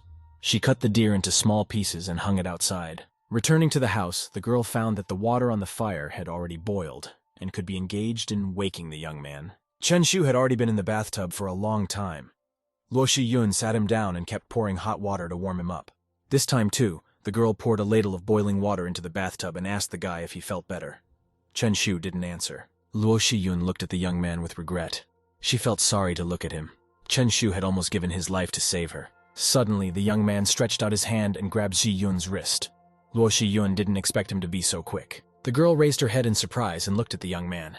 Chen Shu imperiously pulled her hand toward him, and Xie-yun leaned in. In a barely audible voice, the young man whispered her name with his lips. His gaze slowly faded right before the girl's eyes. Luo Shi-yun couldn't look at this calmly. Unfortunately, she had done all she could, and the rest depended on his will to live. Xie-yun leaned even closer to the young man, bringing her ear closer to Chen Shu's face. It was important to know what he wanted to say. Squeezing out words with all his might, Chen Shu asked the girl if he had finally managed to get her approval. Luo Shi-yun immediately recoiled from him, her face flushed red with embarrassment. The girl was about to get angry with the young man. Suddenly, she remembered that she owed the young man her life and almost cried. Luo Shi-yun admitted that she would have died without his help. Chen Shu opened his eyes slightly and laughed quietly. Luo Shiyun stared at him in astonishment. She didn't understand what caused the young man to laugh. Chen Shu stopped laughing and revealed that the exact same words had come out of his ex-girlfriend's mouth before their separation. The young man said that Luo Shiyun herself had nothing, so there was no point in continuing this existence. The girl looked at him sadly. Chen Shu closed his eyes and said, "In this cruel world, it is very difficult to get someone's approval. It is usually obtained through dishonest means." Luo Shiyun was kneeling by the bathtub. Her face was flushed red. The girl realized that Chen Shu was right. That was how it was in this world. Leaving the young man alone for a while, Lo meanwhile boiled a rich soup and poured it generously into a plate. Xie Yun exclaimed that the food was ready and invited the young man to the table. But it had no effect on him. Chen Shu didn't say a word. With a tired look, Lo watched the boy anxiously. He continued to lie motionless in bed and didn't even look at the food. Xie Yun excitedly walked over to him and put her fingers to her nostrils. She made sure that Chen Shu was breathing. His entire body was shaking. Luo Shiyun frowned. She didn't know what else could be done. At least Chen Shu was still breathing and should be able to pull through. The girl walked over to the lying young man with a bowl of hot soup and scooped up a spoonful. She promised herself that she would pay him back. Since his mouth was closed, it was necessary to unclench his jaws to pour warm soup into the young man and nurture him a bit. Pressing the young man's cheeks, Luo Shiyun couldn't help herself and lowered her face even lower. Their faces almost touched each other. Luo Shiyun didn't think for long and immediately nestled her lips on the young man's lips, warming his senseless body with her hot breath. After warming the young man up a bit, Lo fed him some soup. It was quite late, 6 minutes before midnight. Nevertheless, the young man was still feeling chilly. Xie Yun couldn't believe that Chen Shu had not warmed up yet. She felt sorry to watch the young man suffer. Zi Yun had already done all she could. She covered the young man with 3 blankets. Xie Yun rolled the young man over onto his back. His eyes were closed. He groaned in his unconsciousness. Tears came to the girl's eyes. Zi Yun realized that it was up to her to save him now. Of course, there was another proven method, but Lo didn't even want to think about it right now. On the other hand, there was no other way. Luo Shiyun resolutely put her hands down and grasped the hem of her dress. Only with her body could she save the young man. After getting rid of the dress, Luo Shiyun was left in her favorite set of underwear. She had always liked the color blue. The dress played no part now, and the girl threw it right back on the floor and lay down on the bed beside her. The bra also turned out to be an unnecessary item of clothing and flew down after the dress. So she saves the young man. Chen Shu was still trembling as the girl's back pressed against him. She was willing to do anything to save the young man. Luo Shiyun crawled under the blanket and pressed her face against his back. Closing her eyes, the girl said that everything would be fine now. Luo Shiyun's tactics worked. She managed to bring the young man back to life. It was the morning of the 130th day of the survival simulation. Chen Shu woke up and began to slowly open his eyes. He had already completely warmed up and felt good. Suddenly he realized he was too hot, and it wouldn't hurt to throw off a couple of blankets. But even then, something was wrong. Chen Shu turned back around and was surprised to see Luo Shiyun lying next to him under the same blanket. The young man couldn't believe his eyes at first, but the sensations weren't lying. He could clearly feel the girl at his back. From this sudden turn of events, Chen Shu instantly blushed. His eyebrows rose up in surprise. Luo Shiyun had let the young man know from day one that he was not her type, but now they were touching naked bodies. Chen Shu gnawed his fingers fearfully. Their rapprochement was too fast, and he was afraid that the excitement would give him an erection. At this moment, Luo Shiyun opened her eyes and was surprised to see that Chen Shu was already awake. The girl was glad that she had saved his life. Luo Shiyun leaned her hand on the bed, intending to get out of bed. Her mission was complete, and she could get to work. Chen Shu immediately intercepted his hand by the wrist, not letting go. He wanted to be close to Luo for a little longer. The young man exclaimed that he was already awake, but not fully. He blushed, reproaching himself for his foolish phrase. Chen Shu was afraid that the girl would suspect him of his hidden desires.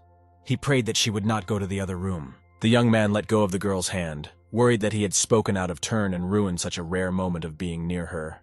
Luo Shiyun was lying next to her and had no intention of leaving. She reminded the young man that he had once talked about his girlfriend. Chen Shu turned to Luo in surprise. She asked the reason why the young man broke up with that girl in the picture. It turned out that that girl thought that at their age, one should live life to the fullest. Luo Shiyun nodded understandingly. Chen Shu thought for a moment. He recalled his relationship with his Bish girl and their romantic encounters. The young man explained to Zi Yun that it went against his personal interests. He wanted to start a family even then.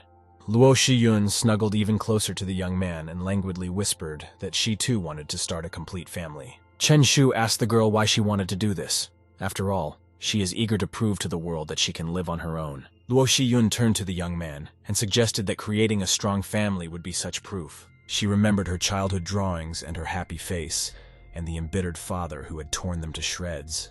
Remembering herself as a little resentful girl, Ziyun asked herself if a lonely woman could be called strong.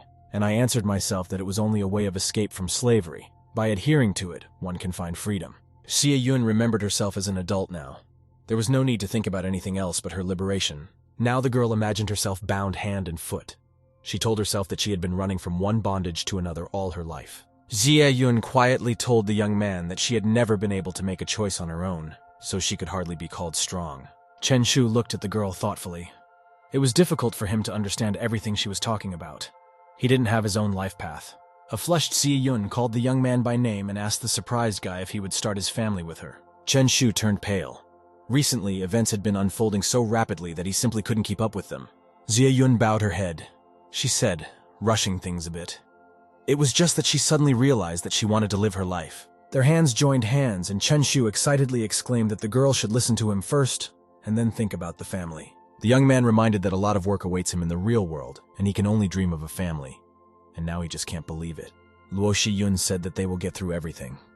The young man confidently replied that the thought of his family keeps him moving forward. Chen Shu covered his eyes. Their embarrassed faces were right next to each other. There was no need to talk about anything else. Their eyes spoke eloquently about everything. The young men's lips came together in an intoxicating kiss. Nothing would make them break away for a second. Lo felt so good together with the young man that they spent the whole day in bed without thinking about food or heating the room. Xi Yun was lying on her back. There was a temporary difficulty with the last part of the plan, and the girl angrily told her partner that he was procrastinating. The young man was ashamed to admit it, but the situation demanded it. It turned out that he had not yet achieved intimacy with girls. Xie Yun unhappily turned to the side. She pondered for a while on what she should do with all this. After making a final decision, she turned towards the young man and glared at him glumly. Chen Shu blushed, feeling guilty. At the same moment, she deftly jumped on top of the young man and rode him. Chen Shu cried out in surprise. He was very embarrassed. The young man still couldn't believe his happiness and asked Xi Yun if she was really sure she wanted to do this. The young man's inner desire was so strong that he could no longer hold back. His eyes reflected lust. Xi Yun said that they are not married yet. However, she believes their relationship is built on mutual respect and support. Chen Shu looked at the girl intently. He really liked the fact that Luo Shiyun had such a high opinion of their relationship. Xi Yun sighed. She bowed her head, thinking about what a cloudless future awaited their family. She would do her best for it. The room was getting too hot. Xi Yun had reached the right temperature. The girl thought that she should give the young man a raise. Xie Yun was incredibly tired and collapsed exhaustedly on her partner's chest. She didn't know what was in store for her marriage yet, but she was tired of being alone all the time. Chen Shun shouted enthusiastically. Luo had given him confidence, and now the young man knew what his future path would be. It all reminded the girl of a memory from her youth. That day, she was sitting in her school costume with her mouth taped shut. She looked at her father with unconcealed pleading. As the man turned away, he noticed that the children were growing up very fast. Lo couldn't move her hands. They were tied crosswise. Her father said she'd grown up too fast. He hadn't even had time to blink. Then her father smirked and walked right up to her. He declared that it was time for Lo to get a taste of adulthood. That day, the man informed Luo Shiyun that it was time for her last lesson. The girl looked at him fearfully. Looking intently at the bound girl, the man demanded that everyone enter the room. The door opened and a woman in a red dress appeared on the threshold. She was followed by a man in a green shirt and tie. They said hello to their boss, and the man demanded to fulfill their natural needs right on the couch. The woman and the man began to undress. The woman looked at Lo and told her partner that the girl was definitely scared. Luo Shiyun really didn't want to see all of this. She even closed her eyes to avoid looking at all this abomination. The man sat down next to her and forcefully guided her face, forcing her to look at what she wanted to see now the least in her life. He explained that old man Feng might have some problems, so it would be good for her to learn from the pair. The man said they now had to conform to the status of relatives and the girl would have to change her name. The girl sobbed silently, cursing this day. The man said that from this day forward, she would be called by the name Luo Shi Yun. Remembering that day, Lo bowed her head thoughtfully and informed the young man that they would recognize each other from today. The girl lay on Chen Shu's chest and quietly uttered that things would be different now. Together, they would prove to the world that they existed. Chen Shu looked at his hand in surprise. He couldn't believe his eyes. However, there was only one possible explanation. The reason for the surprise was that his fingers were covered in blood. It could only mean that this was also Lo's first experience. Boy and girl have been caring for each other more since that memorable day. 160 days passed. After waking up in the morning and taking a good stretch, Chen Shu thought about the fact that he had been living together with Luo Shiyun for a month now. There were lipstick marks all over his body. The young man reminisced and admitted that it had been a rather pleasant month. It's true that the frostbite hasn't gone away. Sometimes he can't feel his right leg. However, this does not prevent him from continuing to work. Walking out of the house with a pickaxe in hand, Chen Shu regretfully thought that all the deer meat he and Luo had long since run out, and the river is icy due to the low temperature, so he and Lo can only survive by ice fishing. Luo Siyun also wanted to do useful work. Together with the young man, they built a couple of winter greenhouses. One day, Chen Shu was going ice fishing, and the girl asked him to wait for a while. The young man turned around. Gaping, Luo Shiyun smiled and announced that she had a pretty good gift for her future spouse. Chen Shu instantly blushed. He immediately imagined the best gift he could receive from Luo. He didn't even have to go fishing that day. The girl's gift had its own value. To try it out, the young man went into the forest. Everything worked as it should, and after a while a deer head peeked out from behind the bushes. Another reindeer carcass appeared on the snowy road. It turned out that Lo had the idea of making a cape out of deer skin. The deer's head did not attract attention from afar, so he killed another animal. He hoisted his prey on his shoulder. Compared to his last attempt, this deer was too easy for him. On the way to the car, the young man thought about the beautiful Luo Shiyun and their future wedding. However, the game would end and everything would disappear. Chen Shu was riding in an SUV with his prey and remembered all the key events that had happened to him in this simulation. As he passed the pole by the bridge, the young man remembered the day when the inclement weather had just begun. A girl was standing by that pole. He managed to find her completely by accident only because she'd figured out to signal with a flashbulb. Today, the young man's road lay through their old home, and he looked with peculiar nostalgia at its closed door. He remembered the mannequin who, for lack of friends, had served him faithfully during a difficult period. Shu imagined that it was Tang. Already in the city, the young man remembered where it had all started. A huge airliner had flown overhead and almost buried him under the rubble of a building. After speeding his way to his old friend with memories, Chen Shu drove up to the family zoo. He had a surprise for the tiger. A young man entered the zoo through the center entrance, holding a fleshy deer leg behind his back. He called cheerfully to Balbase. Chen Shu raised a solid piece of leg above his head and exclaimed that he had a special gift for his friend today. Balbase's unhappy growling was heard around the corner, and the young man realized that his old friend was in trouble. Chen Shu ran as fast as he could, but the snow here was very deep, and the young man got tired rather quickly. Breathing heavily, the young man reached the corner of the building and saw a terrible picture. The dummy really needed help. The starving wolves had reached the zoo and were now tearing the tiger apart from all sides at once. He was weakened and could not fight back. Chen Shu threw the deer leg onto the snow. He was angry and reproached himself for not being able to deal with those wolves back in the forest that day. The wild animals grinned in displeasure and began to growl at the young man, showing with all their appearance that this was their prey. Chen Shu raised his shotgun and fired. The shot flew in all directions and hit a couple of wild animals. The wolves whined resentfully and scurried away in different directions. It was too dangerous to stay. The young man kept shooting at them. Chen Shu only calmed down when the starving beasts were completely hidden behind the snowy horizon. The young man ran up to his faithful friend and started stroking Balbase. He assured the tiger that he would definitely make it. Unfortunately, it was too late. Chen Shu only realized it now. The tiger had suffered too much damage. He laid his muzzle on the ground tiredly. Because of the loss of blood and strength, Balbase could not even growl and only wheezed. Chen Shu still couldn't believe that things had turned out so badly. He leaned over Balbase and stroked him. The young man remembered how on the very first day Balbase had jumped on him and started licking his face, and his cheek was still wet, and Balbase's joyful eyes on the days when the young man came to visit him at the family zoo. They spent a lot of time together.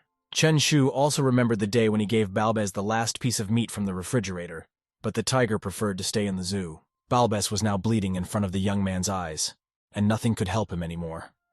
Shu apologized for arriving too late. Balbase looked at him with fading eyes, expressing his boundless devotion. He was glad to see his friend in his dying hour. Chen Shu sighed and reloaded the shotgun. He promised Balbase that he would never be hurt again. He deserved it. Taking aim at the tiger, Chen Shu promised that he would miss it and vowed to avenge everyone for its death. The dummy understood perfectly well. Tears welled up in his eyes. At least it would put him out of his misery. Chen Shu couldn't bear it and sobbed with bitter tears himself. He would have been happy to help Balbase, but in this case, nothing could save him. We couldn't drag it out any longer. The fool had already suffered too long from the severe wounds he had inflicted. The young man sighed heavily and fired at point-blank range. When Chen Shu came home, he immediately went into the hot bath to warm up. The bitterness of losing a friend could not get out of his mind. He wasn't even happy that Lo was behind him in the bathtub. The girl noticed his mood and asked what was wrong. Chen Shu thoughtfully replied that it was getting colder lately, and at the same time, it was already dangerous to go outside. He asked Luo Shiyun not to leave the house for a while. He's not restricting her, it's just getting too dangerous. The girl replied that they had enough vegetables for the time being, and added that during the young man's absence, she was worried too. Chen Shu raised his head to look into her eyes. The girl leaned even lower. Her silk hair pleasantly tickled the young man's chin. Chen Shu remembered the day Luo had given him that beautiful deerskin cape. He had never had a family. The young man was pleased to think about it.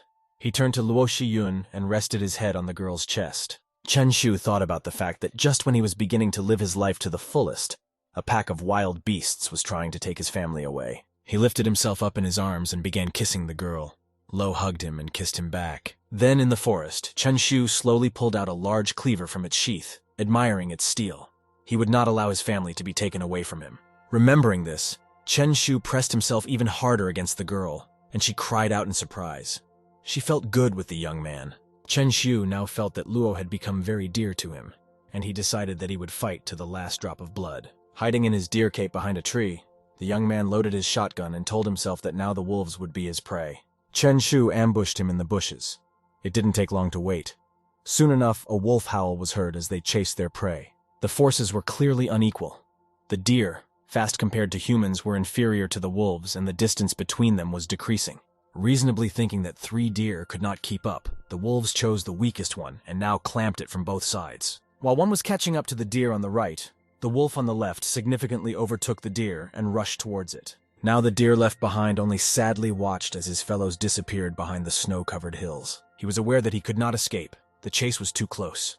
The wolves snapped their teeth and lunged at the deer. With a powerful leap, one of the wolves reached the deer and knocked it down, simultaneously sinking its teeth into its torso. The wolves immediately began to torment the body of the dying deer, and one of them raised its head and howled triumphantly. The sound attracted another wolf. His ears perked up and he listened. Perhaps he heard it. The howl came again. The wolf had no doubts now. He rushed to the hearty sound, and it was going to be a good meal. Today was a bad day for him. The path of the wild animal passed by the young man's ambush. Chen Shu peeked out from the bushes. When the wolf approached him, the young man raised his shotgun and fired at the animal. It was hard to miss from that distance. Coughing up blood, the wolf tried to howl pitifully, but could only emit a barely audible wheeze. He was no longer a threat. Chen Shu emerged from the bushes, and the steel of a large carving knife gleamed ominously in his hands. He glanced at the wolf with a frown. There was no longer anyone who could interfere with his plan. Chen Shu slowly approached the wolf and brought his deadly weapon over it. The cleaver sliced through the air with a menacing whistle and plunged into the torso of the defeated enemy. This was the beginning of the hunt. Now Chen Shu was lying in bed with Luo. Turning away from her, he remembered that first wolf and the beginning of his hunt. Xie Yun couldn't understand what was happening to him. She worriedly turned her head towards the young man and called his name. Chen Shu did not respond. The girl raised herself on her elbows and peered into his face, calling out to him once more. It seemed like he was not here at all. Luo excitedly said that Chen Shu didn't look like himself today. She asked what was going on and offered her help. The young man looked at her silently. He didn't want to scare the girl, especially since there was nothing she could do about the wolves anyway. He smiled and hugged Xie Yun. Chen Shu said that it was fine. He could handle it himself, and she should get some sleep. The girl opened her eyes. Despite the boy's reassurances, she felt the danger hanging over them. Pressing Luo Shiyun against his chest, the young man glanced frowningly over her head. He estimated that there were only 3 wolves left. The next day, the 3 wolves walked through the forest looking for their 4th mate, but they couldn't find him anywhere. They rushed off in different directions to look for him, agreeing that the first one to find him would let the others know. Chen Shu was walking near his ambush at this time and purposely crunching branches, attracting the attention of the wolf pack. One of the nearby wolves, hearing a suspicious sound, rushed toward him. He was sure it was prey. Running to the sound, the wild beast stopped abruptly. There was clearly nothing suspicious going on here, and no strangers were present. On the other hand, there were thick bushes and his prey could hide in them. The wolf looked into the bushes. There was nothing to be seen. Suddenly, he smelled the fuzzy odor of his kin and sniffed. He smelled the vague odor of his fellow and sniffed. When he heard the wolf approaching, his fellow wolf poked his head out of the bushes a little. He stared intently straight ahead. Happy to find his kin alive and unharmed, the wolf began to approach him. The snow crunched under his paws. The wolf looked very much like his fellow wolf, but he didn't even move as he approached. The wolf was alarmed and he slowed down. The wolf noticed the fake too late, only when he was near the bushes themselves. His kin looked at him with glazed eyes. The wolf howled pitifully, alerting everyone to the danger. He ran straight into the bushes, trying to figure out what had happened. Suddenly, something big and cold stepped right into his mouth. The wolf tried to clench his jaws, but it was very hard. That wolf was just a good bait. After waiting for the beast to get closer, Zhu shoved the shotgun down its throat. The shot sounded like a thunderclap in the silent forest. The decapitated animal fell to the snow, spattering the snow around it with scarlet liquid. Only 2 wolves remained. When they heard the gunshot, they were both alert. Such sounds did not bode well. When they came to the place, they saw the body of the killed kin.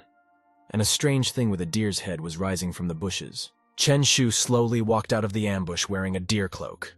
The wolf's body was dangling around his neck. This was exactly what the second wolf had been baited with. The wolves grinned. Their eyes glowed ominously with menacing red lights. This had gone too far. The stranger needed to be shown his place. The wolves growled angrily at the young man, hoping to intimidate him. They were furious at the loss of their kin, both of them foaming at the mouth. Hunting wolves fascinated the young man. It became his new hobby.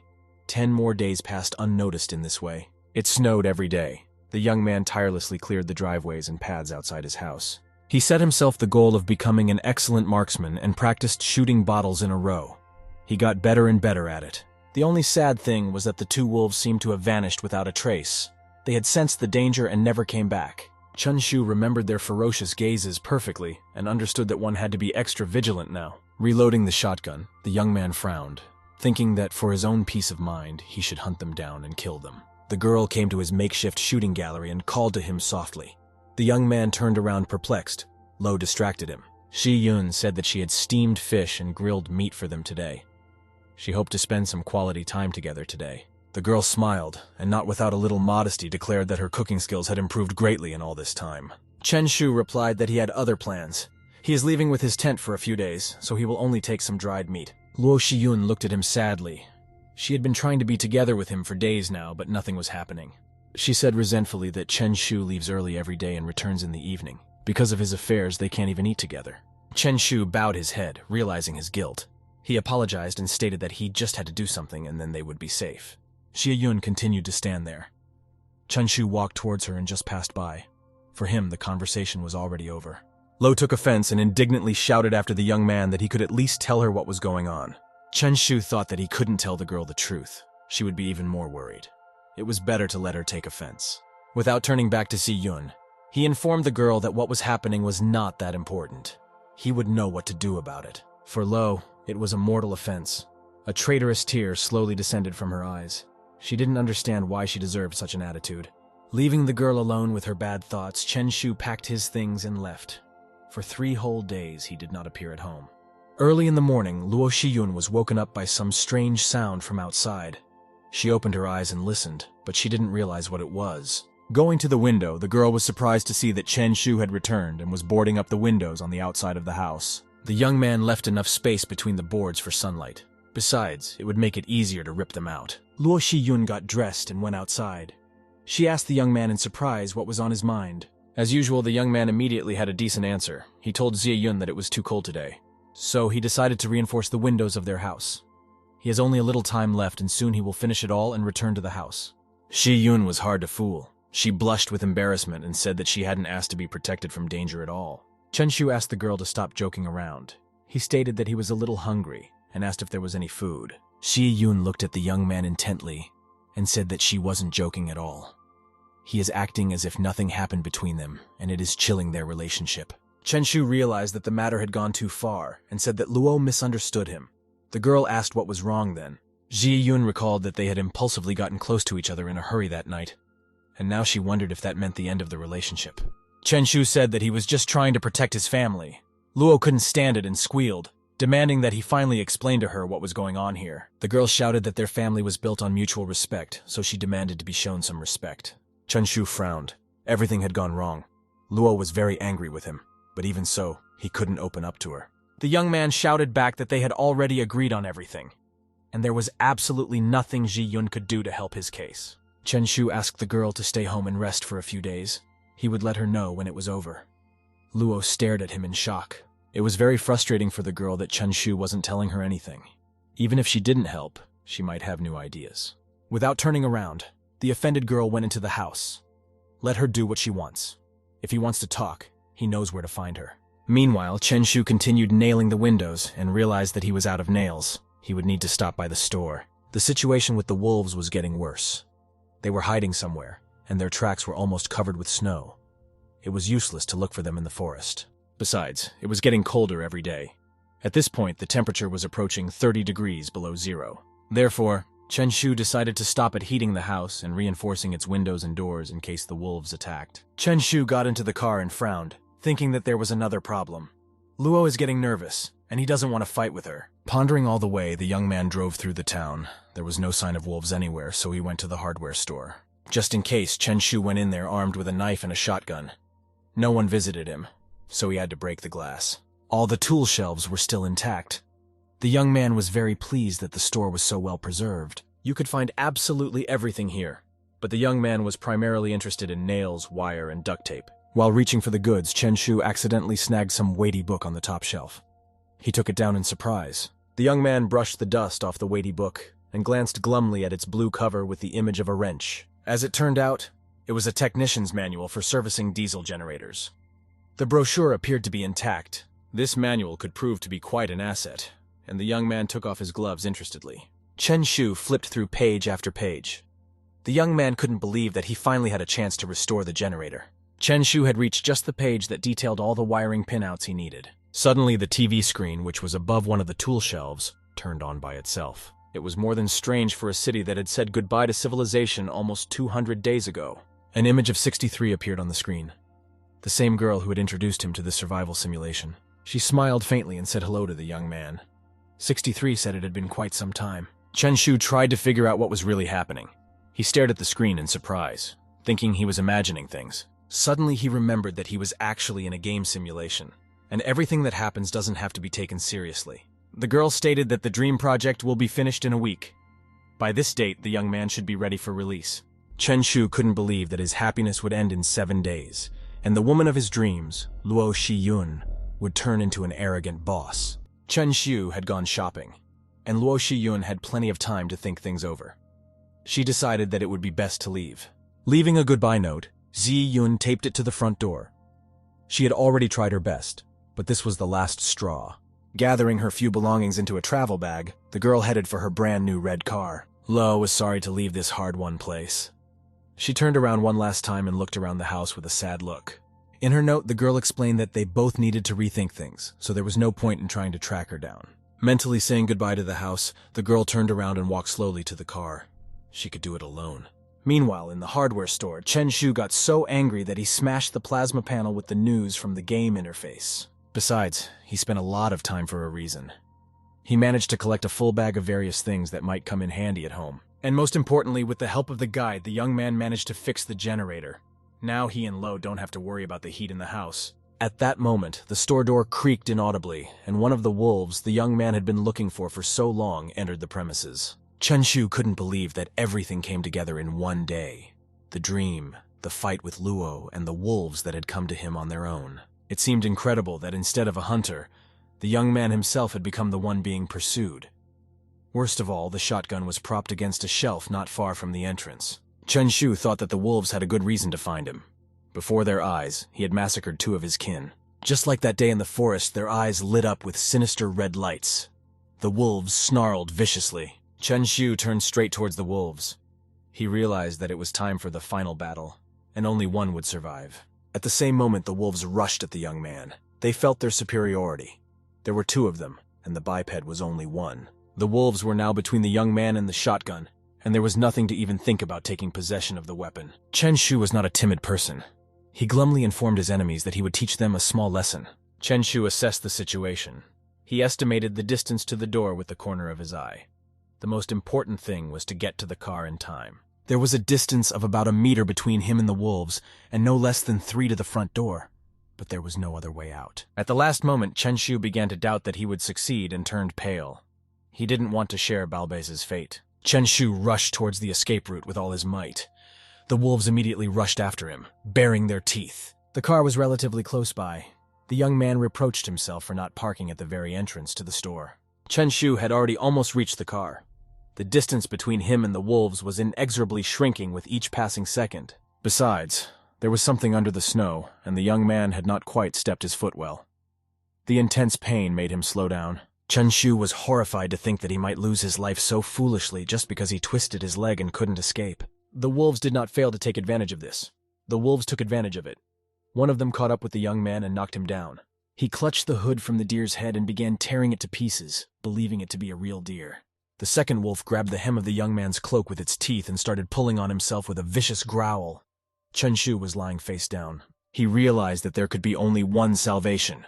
With an incredible effort, the young man tore off the button fastening the cape. The first wolf flew off to the side, holding the cape firmly in his teeth. The inertia was so strong that he flipped in the air. The other wolf had bitten through his pant leg and wasn't about to let go. He looked at his tribesmen in surprise. Chen Shu dodged and firmly pinned the wolf with his bag of generator parts. The wolf howled in pain. Without giving him a moment's respite, the young man drew the weighty blade from its sheath with a clang. Its blade glinted in the sun. He was delivering blow after blow to his victim with a belligerent cry. The second wolf left the cape alone and ran toward him. When he reached the enemy, he jumped on the young man's back and greedily clutched at his cloak. His mind yearned for vengeance for all the tribesmen. The blow was strong enough that the wolf managed to bite through the young man's cloak until it bled. Shu fell to his knees in pain, keeping the knife in his hands. Chen Shu turned around and kicked the wolf with all his might. The pain was unbearable, and the wolf howled pitifully. Unfortunately, the hard blow cracked the cleaver's blade at the very base, and a shard of it flew off into the snow not far from the young man. Chen Shu stared astonished at the knife handle that was already unusable for anything, and regretted that the knife was of poor quality. The wolf seemed to come to its senses and lunged at the boy. He clashed his teeth with hatred and opened his mouth right at the boy's head. Chen Shu frowned at the maw that was approaching him, a maw that could fit his entire head into. The moment the wolf jumped at the young man, Shu quickly straightened his leg and kicked him a little below his throat. The animal flew backward with a howl, collapsing onto its back. Blood spurted from its mouth on the way. Chen Shu was so angry that he jumped at the fallen wolf with shrieks and started beating it with his knife handle. The wolf only blinked its eyes dazedly and swiveled its head in different directions. Chen Shu fiercely struck him with blow after blow. With each blow, the wolf howled and tried desperately to break free, dreaming that he would tear the man to pieces. The wolf attempted to topple the young man onto his back and extended its paws to his shoulders, unleashing sharp claws along the way. Chen Shu gripped the handle of the broken cleaver more comfortably and quickly figured out where to strike most effectively. Chen Shu struck the wolf with the hilt of his knife, but with the butt of his weapon. The wolf howled pitifully and fell to the ground. The young man sat before him on his knees and beat fiercely until he himself ran out of strength. Chen Shu put all of his hatred into the final blow, and the wolf let out a breath, lying in a pool of its own blood. The enemies were finished, one could go home. Chen Shu slowly stood up and shook himself off. The wolf gave no sign of life, and the young man left the broken knife lying beside it. Chen Shu picked up the bag with his belongings and turned around to the car. Luo must have already waited for him. At that moment, the first wolf regained consciousness. He was badly hurt, but he could still fight and had to avenge his fallen brothers. Chen Shu remembered that the screen with the dream girl had suddenly turned off, and he didn't even have time to ask her the most important questions. What he was most interested in was what would happen in the event of his death, and to Luo Shiyun herself once the young man was out. As luck would have it, the screen went out and the young man angrily shouted that he couldn't leave the girl here alone. They were already married. Thinking of all this, Chen Shu slowly walked towards the car. It wouldn't be long before he would be able to tell Luo everything. At the moment the young man passed by, the second wolf also woke up. His mouth was covered in blood, but it didn't matter. He lunged at the young man and clawed at his wrist, biting it bloody, but he was no longer strong enough, and he couldn't squeeze his hand hard enough. Chen Shu glanced at the wolf with a frown. This animal had proven to be too tenacious. It probably wants to take revenge on him too much. But the young man himself had very different plans. He couldn't let the wolves gnaw his body to death. The young man now had Luo Shiyun. He had a duty to protect her and his family or ensure her a cloudless future. In the meantime, Lo remembered how the story of their romantic relationship had begun. She was shaking from the infection, and she thought she was going to die. Chen Shu carried the girl in his arms all the way to the villa in heavy rain with snow and promised that he would not let her die. Tears rushed in an endless stream from Jie Yun's eyes, and she stopped the car at the very pole, clamping her mouth shut in hysterics. She just couldn't leave this place so easily and trample all the good things that had brought them together just a short time ago. The young man didn't care about the wolves anymore. He simply ripped his wrist out of the wolf's mouth, ignoring the blood. It was the 77th day of forced isolation. The battle for a place in the sun between man and wolves was in full swing. Throwing the angry wolves off his feet, Chen Shu desperately tried to climb into his SUV. The young man was struggling to reach for the passenger seat. If he could get a grip, he could pull himself up further. The wolves were not going to let him go so easily. They held the young man securely, each by his own pant leg, trying to pull him out. The young man was only a couple of centimeters short of being able to crawl over further. He swore to himself that he couldn't die now. Suddenly, the glove compartment opened, and out fell the same semi-automatic pistol that the girl had pocketed back in the warehouse. This was not a bad turn of events. The young man wondered when Luo Shiyun had managed to put the gun in his car. Chen Shu cocked the safety and fired without aiming at the wolves. The sound of the shot had a sobering effect on them. The two wolves let go of the young man's legs and rushed to run in different directions. Chen Shu immediately dragged his legs into the car. He slammed the door of the SUV shut and looked at the fleeing wolves with hatred. He should have shot them right away. But now he was getting weaker himself. The hand with the bitten wrist was shaking badly. Besides, he had to get back all the parts from the generator. Clasping his bloody wrist with his healthy hand, the young man thought that Luo Shiyun would have a better chance of survival when he fixed the diesel generator. The young man checked the contents of his bag. Everything seemed to be there. He reloaded the gun and decided that he could go. Chen Shu tried to start the car engine, but he failed. He tried again, all to no avail. After several unsuccessful attempts, Chen Shu realized that he wouldn't succeed like this, and needed to wait for the engine to warm up. Holding onto the steering column with his bloody hand, the young man thought sadly that he didn't even have time for this right now. The wolves seemed to realize he was failing, and stood defiantly in the headlights directly in front of the SUV. Chen Shu couldn't even sit in the car. Due to the severe blood loss, his eyes started to close and he leaned his head on the steering wheel. The young man reproached himself for having foolishly put his life on the line because he was not capable of anything else. After a while, Chen Shu was surprised to find himself lying in some kind of bed with his head bandaged. Luo Shiyun sat down on the bed, and the young man immediately stood up. Chen Shu asked the girl how he ended up at home. Shiyun explained that she found him unconscious in his car. Since his car wouldn't start, they had to find another one. Chen Shu admitted that he had already accepted his death.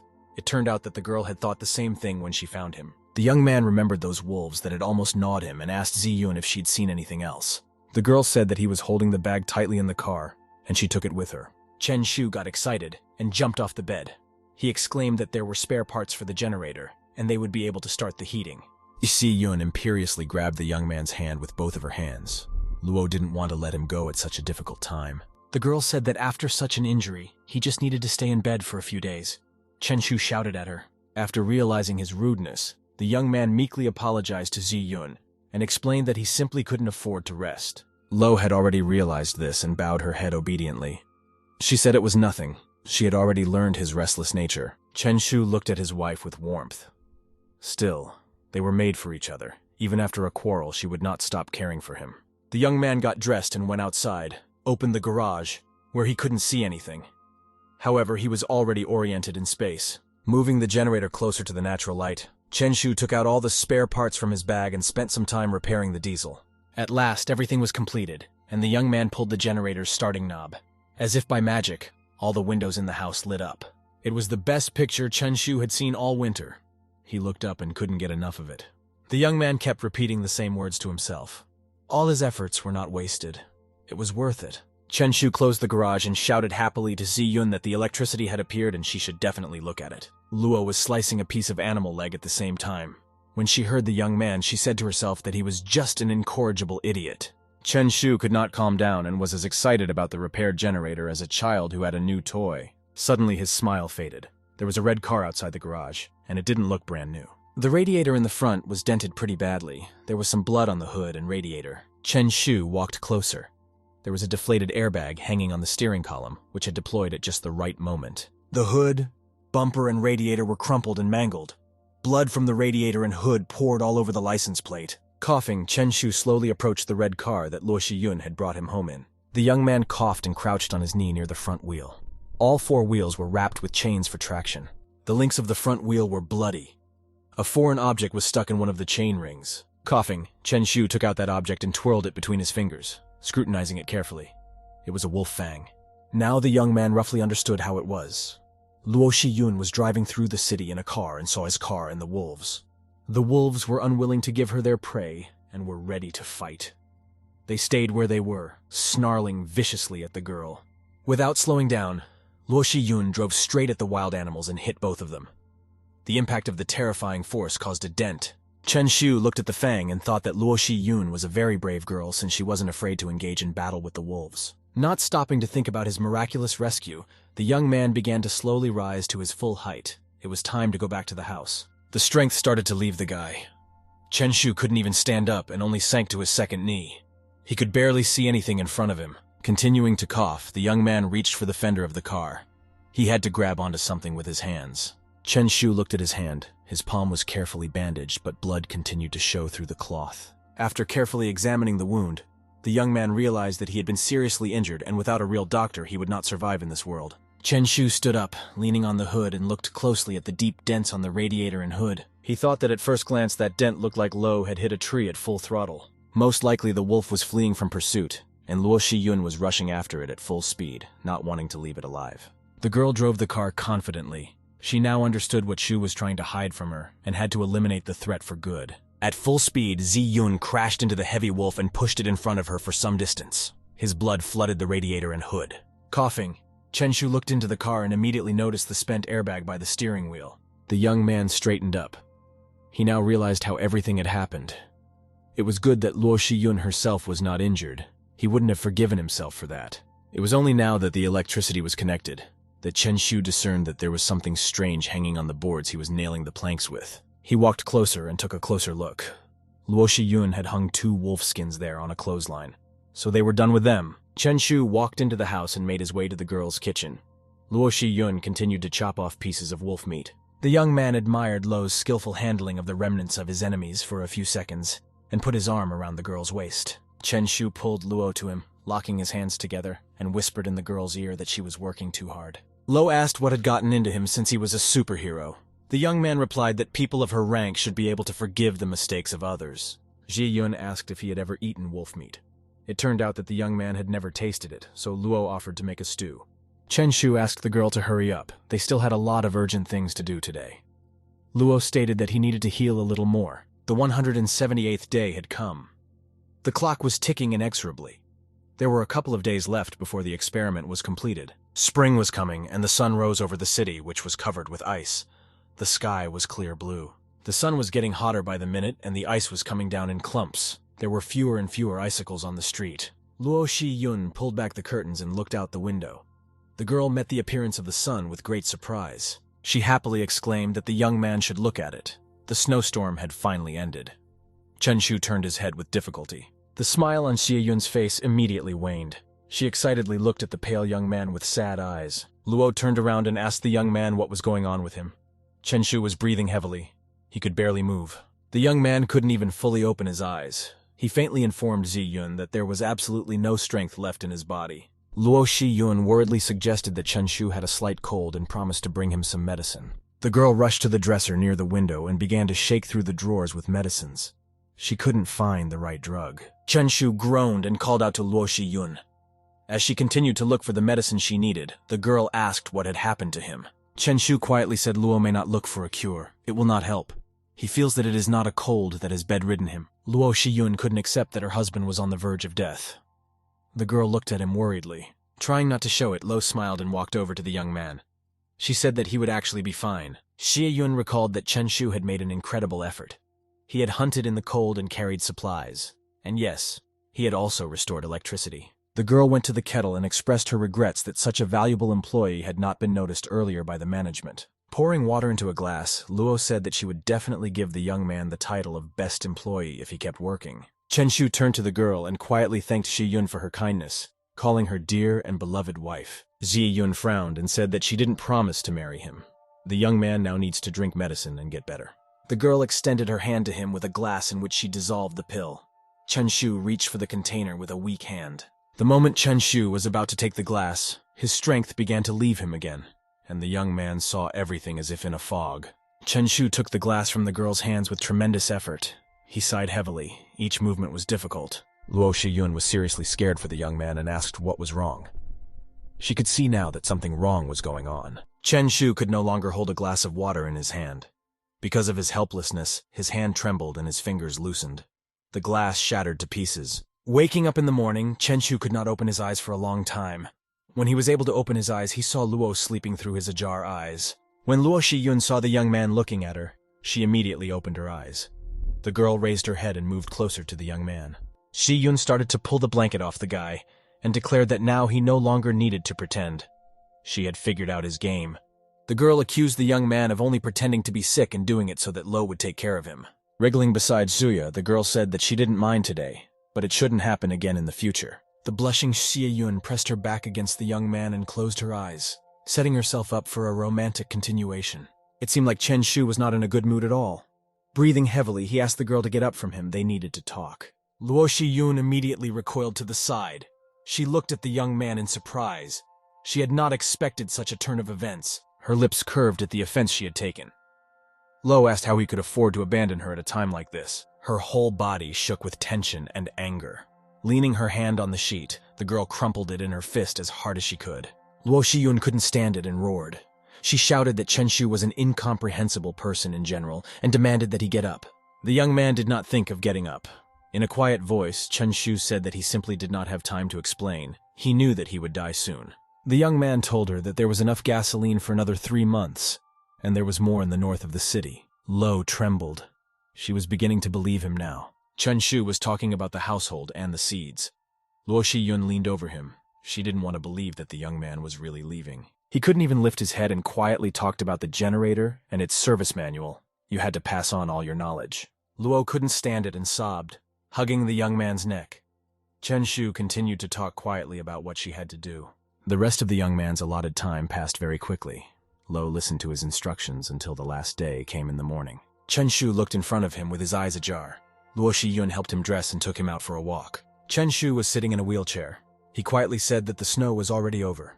Luo told him that it had stopped coming as early as yesterday. The girl said thoughtfully that it was already warming up and the weather was getting better. It should be above freezing soon. Ziyun tells the young man that she's going to go to the north to look for survivors. She is sure that there are other survivors of the disaster. Chen Shu looked sadly into the distance.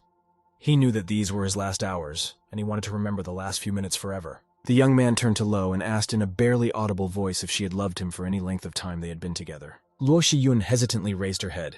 She really hated to admit it, but she was used to being honest. Turning aside, Luo firmly but softly said that Chen Shu did not arouse any love-like emotions in her. The young man was very sorry to realize this, and he turned towards Ziyun. On the other hand, he realized that it didn't matter anymore. The test version of the dream program was nearing its completion, bringing the young man closer to his moment of awakening. Luo Shiyun decided to speak up. In her opinion, Chen Shu was really selfish and there was nothing to love him for. Tears ran in streams down the girl's cheeks. She angrily exclaimed that Chen Shu had never once supported her in her time of need. Placing her palm over the young man's hand, Lo had to note for the sake of fairness that the entire household was on his shoulders. She fell to her knees exhaustedly and shook hysterically. Luo was fed up with all of this. She shouted out that Chen Shu was rushing her. Luo Shiyun was beaming with mixed feelings. She actually loved and hated the guy at the same time. The bitterness of impending loss was killing her from the inside. At the same moment, the exit from the simulation opened, and the breathless Chen Shu fell at Agent 63's feet. The room outside the door was flooded with a bright, blinding light. The two worlds were separated by a virtual abyss, and Luo Shiyun was alone. 63 said she was glad to see the young man, and congratulated him on completing the survival level on Judgment Day. Chen Shu began to come to his senses. In real life, everything was different. There were no bandages left on him. The young man struggled to get up from the floor and asked the girl what was going on. He felt as if he had lived his whole life in this game. The agent clarified to the guy that this is the way it should be. Otherwise, the user might confuse the real world with a game simulation. For the next month, the young man will slowly recall the game events. In this way, he will return to reality without psychological strain. Bowing his head, Chen Shu absent-mindedly noticed that some memories were already coming to his mind. He tensely tried to grasp them. 63 looked intently at the young man. This was clearly not supposed to happen. The user would forget everything immediately after leaving the program. Chen Shu was shedding bitter tears. The young man was hurt that he could so easily forget the virtual world that had become real to him for a while. Chen Shu could barely stand on his feet. Streams of tears were streaming from his eyes. The young man asked the agent if that world would exist after he left. 63 explained to the young man that from now on, he didn't have to identify with what he had been through. It was just a game. No matter what he thought, it was really just a dream. And Shu must remember that because all mankind lives in the real world. Chen Shu looked at the girl thoughtfully. He was very sorry to lose Luo Shiyun. It seemed that together, they could have gotten through everything. The young man said that was exactly what he wanted to ask. Since all of this is a dream, all memories turn into mist. 63 waved her yellow cane and announced that there would now be a tally of the points earned in the game. The girl pointed the staff towards the door where Chen Shu had come out from. The staff grew brighter with each passing second. At the same time, the door to the virtual reality world was also flooded with blinding light. A beep sounded. The program announced the results. With 0 difficulty, the young man earned 50 bonus points and an average rating. Chen Shu read the result and wondered why he had such a high ranking. This turns out to be due to the fact that those left in this world will survive. For those who go it alone, only the lowest rating is available. The agent said the rating was also affected by the fact that he had resolved the electricity issue, as well as hunting wild animals. Anything that can increase a companion's chance of survival in a later game increases final points. However, more could have been done, like having enough supplies and setting up a radio station to search for survivors, or not to kill wild animals, but to domesticate them. With such actions, one could get the maximum grade. Shu said he wasn't as professional. The girl reminded him that the game was designed to understand himself. Also, this was only a test version. The final release will reflect all the main content of the game. Chen Shu absent-mindedly looked at the door to that world. Luo Shiyun was somewhere in there, and he still hadn't managed to gain her favor. The image had changed. Instead of his results, there was now a countdown to the game called Invasion of the Beasts. The girl explained that the countdown is needed to evoke a sense of fairness and reality for the players. Chen Shu looked at the countdown. The agent revealed that humanity was a community with a shared future. Chen Shu was now unsure if he wanted to continue playing. He didn't have the best impressions of his experience. The girl smirked and said that everything was a comparison. For example, he looked content in bed. 63 swung her cane, and after signaling, the young man saw a naked and happy Luo Shiyun. The confused Luo at that moment was very different from the Luo Shiyun, who accused the character of being selfish before his death. Chen Shu turned pale. Now the young man himself was beginning to recall what really connected him and Director Luo in the game. He got angry and yelled that no one was supposed to see that. The agent reminded that she was only an artificial intelligence. Chen Shu suggested with hope in his voice that Luo didn't have those memories. The girl assured that it was only a game. The teary-eyed young man cooled down a bit and said in a moderate tone that they were in very strange company. He asked how to leave the game. To call up the system menu, all you had to do was wipe your left eye. The same way you can contact an agent in real life. The girl said in parting that he had a reward that could be obtained in the real world. Shu assumed it was a material thing. The young man asked that the award be mailed to his company's address. After all, he had tried hard for a reason. The girl waved her cane, and the bright room immediately began to darken. Something gray was coming from all sides. Chen Shu was frightened. This gray mass clearly did not bode well. The young man asked what was going on here. The agent was all covered in some gray powder and explained that this was the way the system calculated the appropriate rewards. It was getting darker and darker all around. The light gray changed to blue, and Shu shouted fearfully to the agent that he couldn't see anything. Meanwhile, the blue color was getting darker and darker. In the thick blue darkness, 2 red eyes of a predatory beast gleamed predatorily. Chen Shu found himself in a cold and icy space. A huge wolf turned its head towards him. Its leg was 2 human feet tall. Chen Shu was now starting to remember. In that game reality, he had fought the wild wolves to the death. The young man remembered all the details, and the wolf that had attacked him from behind and bitten his pant leg and cloak to a bloody pulp, and that wolf that had sunk its sharp teeth into his wrist and only by a miracle hadn't torn his arm off. Chen Shu recalled how he managed to close the car and get behind the wheel. Unfortunately, his SUV never started. While the young man was remembering all of this, the giant wolf grinned and moved straight towards him. Chen Shu flinched backwards. Suddenly, there was a loud crunch of snow from behind. A man was quickly approaching the place where the young man was. Chen Shu turned around and turned pale. In that reality, the young man had fought wild beasts, but this made him shiver in fear. A huge prehistoric man with a spear was running straight at him, and Chen Shu couldn't even reach his knee. Before reaching the young man, the primitive man swung around and on the run threw a spear that seemed to be the length of a road train. A huge spear with a flint tip whistled through the air. It flew past the young man at great speed. The throw was strong. The wolf was just jumping at the hunter when the spear slammed into his chest and went through his body. Chen Shu looked at the beast struck to death with astonishment. The system reported that his reward was a hunting throw. The surroundings around him changed their color to light blue. Chen Shu wondered what his skill could mean to the real world. The buzzer sounded 2 more times. The young man opened his eyes and was surprised to realize that he was lying in bed at home. The beeping sound belonged to the alarm clock set on my cell phone. It was already 7 o'clock in the morning. Chen Shu wiped his eyes and sat on the bed looking around. It was his bed. The curtains on the windows were also familiar. What was most annoying was that he didn't even have time to get out of that dream. He had been awakened in the easiest way possible. Recalling 63's words about calling up the system menu, Chen Shu immediately rubbed his left eye gently. To his surprise, nothing happened. The system menu never appeared. There weren't even any strange voices in his head. It was now impossible to determine where the young man was this time.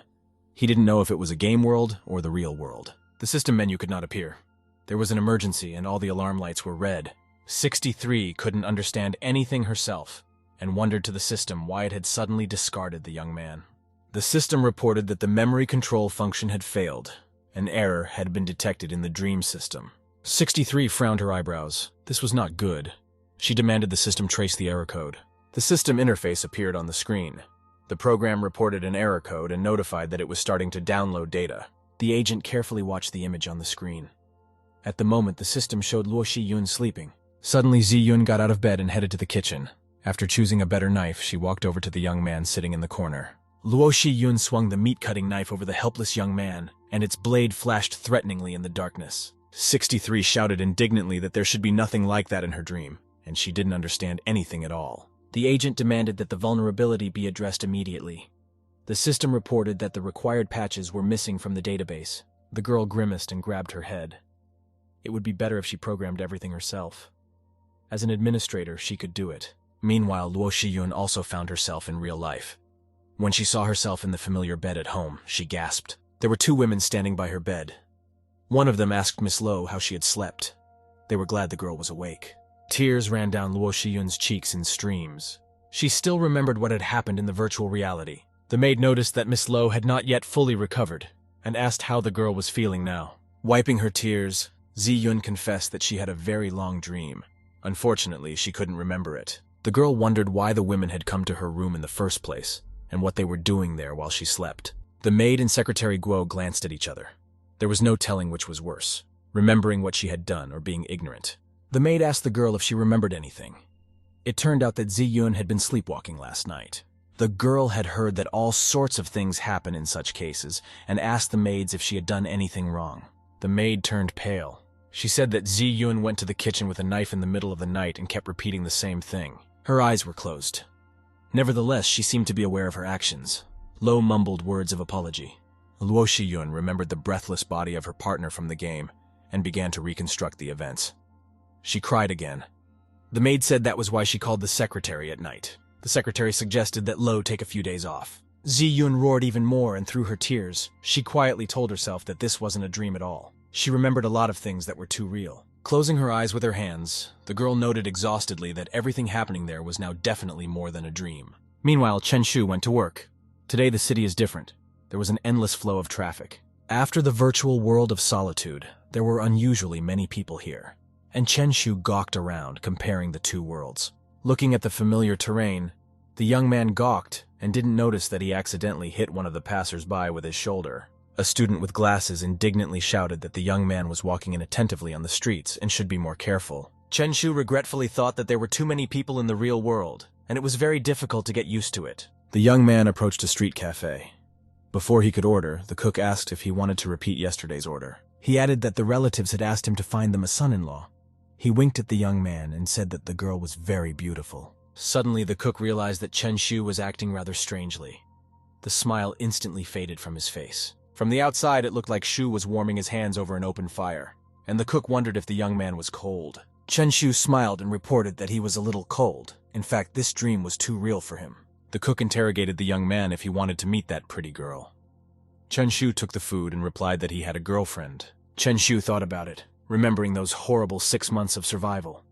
No one had helped him with this, and everything had fallen on his shoulders. However, their relationship with Luo Shiyun in the game reality was very strong, and Shu was grateful for that. Today was perceived completely differently in the young man's mind, so it wasn't long before he reached his office building. Running into the office, Chen Shu checked his phone. It was already 10 to 8, and he was almost late for work. As Shu absent-mindedly walked down the corridor, The young man was clapped hard on the shoulder from behind by someone and cheerfully said his name. Chen Shu turned around in surprise and saw that it was his friend Tang. He was happy to see him and said that they hadn't seen each other for a long time. The smile immediately disappeared from Thane's face. He said worriedly that they'd actually had dinner together last night. Justifying himself, Chen Shu said that he drank a lot and passed out. For himself, he remembered that he had spent half a year in the game.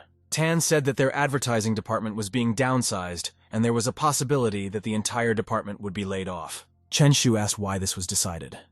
It turned out that their department would partially merge with the marketing department they were preparing to create. Tang turned away and reminded him that the young man was at odds with Lao Wang, and he would fire him.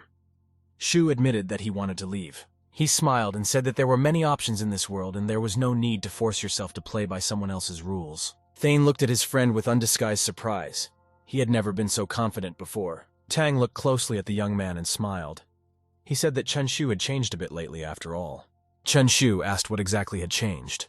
Tang replied that before, the young man had just complained to him about being treated unfairly. The young man remembered the carefree time he'd lounged around the office and concluded that his mindset had indeed changed. He looked very stern in that deer skin cloak. Chen Shu was now used to taking charge of his own fate. The young man walked to his workplace and leaned back comfortably in his chair. The whole environment was unfamiliar. Chen Shu regretfully thought that he had been away from work for too long, and now he would have to remember everything. The young man reached over to the filing rack on his desk and retrieved a folder of high-priority tasks from there. Based on the data, the first thing to do was to contact Fontaine and Spire. Shu didn't know what to do about it at all. The young man decided that he had to start the work differently. This piece of paper was of no use. Shu tore it out of his notes. Still contemplating where to start the workday, Chen Shu crumpled the torn-out sheet into a paper clump. After twirling the ball of paper in his hands, he tossed it carelessly across his back. The lump made it hard for him to concentrate. With the edge of his eye, Chen Shu noticed that a carelessly crumpled piece of paper landed exactly in the center of the trash garbage can. It seemed simply unbelievable. The young man turned around in surprise. He hadn't imagined it. He had really gotten in without looking. Chen Shu clearly felt streams of energy wandering around and couldn't understand what was happening to him. This theory definitely needed to be tested. A few more experiments should have been conducted. Shu tore out another piece of paper. A suitable target was found not far away. One of the employees had extended his trash can a little, and it was clearly visible. Chen Shu swung and took good aim while closing his left eye. The target was a decent distance away from him. As he threw, everything around him slowed down. It was like seeing a drop of water flying downward in slow motion. Upon reaching the surface, the drop created concentric circles in the energy field. This is how the system determined the position of the target. Chen Shu didn't know any of this, and so he just took careful aim. He tossed the paper lump and observed it. To the young man's surprise, the crumpled piece of paper hit the target this time, flying across several tables. Chen Shu imagined how his muscles were working. It seemed to him that his body was controlling the angle and force of the throw. Suddenly he remembered Agent 63's last words and the in-game reward. The young man couldn't believe it. Then the girl hinted at a reward meant for the real world and offered to take it right away. Chen Shu remembered that hunter who had struck the wolf with a single throw of his spear and assumed that this was his reward. On the other hand, it just wasn't possible.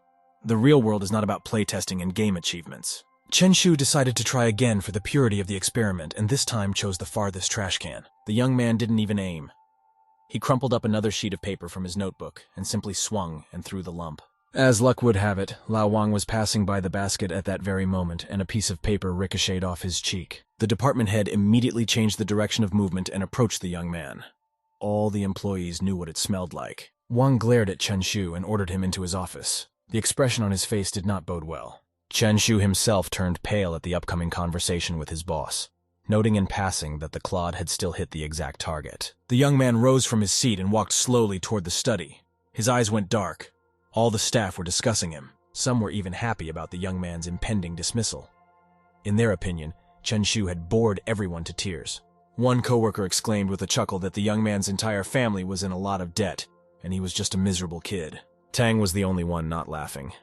He looked sadly after his friend, not understanding what had come over him today. Supervisor Lao Wang looked sternly at the delinquent young man and motioned for him to take a seat in the chair opposite. Chen Shu slowly lowered himself down to the seat offered to him, reflecting on the wasted time he had spent in this company. Wang took out a teapot from a beautiful service with a gold border and scolded the young man unkindly, like a parent of a misbehaving child. Pouring tea, the head of the department said thoughtfully that he had really underestimated the young man in his time. Lao Wang raised his head and stared at Shu intently.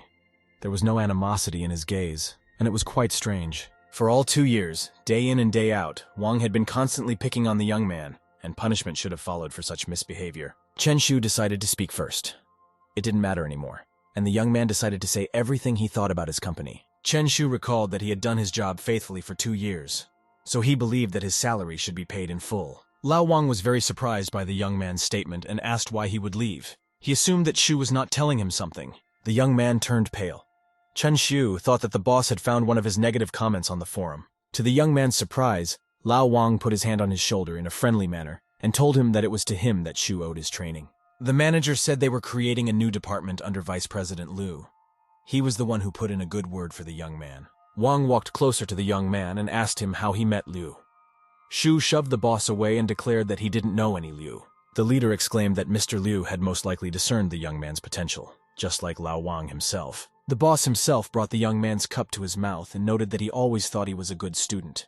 For that reason alone, he gave a lot of work. Chen Shu immediately suspected that something was wrong here. He explained that he was going to quit his job the other day. Lao Wang seemed as if he was afraid for him and exclaimed that there was no need to do this. This is actually a great opportunity. The boss whispered in the young man's ear that the salaries of the employees in the new department would increase by at least 20%. Tan couldn't believe his ears. It was news to him too that the young man had not been fired but had been transferred to a new position. Chen Shu smiled and said that he hadn't figured out where he wanted to go yet and decided to stay in this place for now. Suddenly, the head of the advertising department came up to them and began to loudly indignant. This state of affairs was not to his liking. He shouted that he had done a lot for the company as the head of the advertising department, and Chen Shu was very far from his merits. Leader Wang's voice sounded even louder. He urged the young man to calm down immediately. He did not argue with his boss. Lao Wang bowed his head respectfully and remained silent meaningfully. It was inappropriate to have a showdown with his subordinates. Liu, the vice president of the company, had just arrived to inspect the worksite, and Wang greeted him politely. Liu approached the arguing young man and said there was a lot of hostility in the department. He asked if there were any questions about his choice of employees. The head of the advertising department immediately backtracked and assured Liu that he had no doubts about the fairness of the choice. Lao Wang angrily said that he had wanted to say something to him a long time ago. They don't want people who cause trouble. The head of the advertising department couldn't believe his precipitous fall.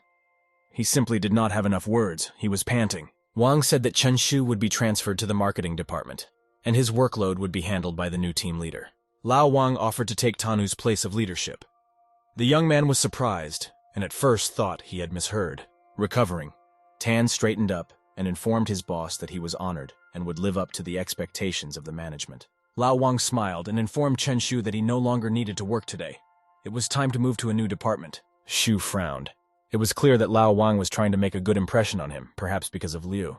Liu turned to Chen Shu and told the young man that there was one more thing.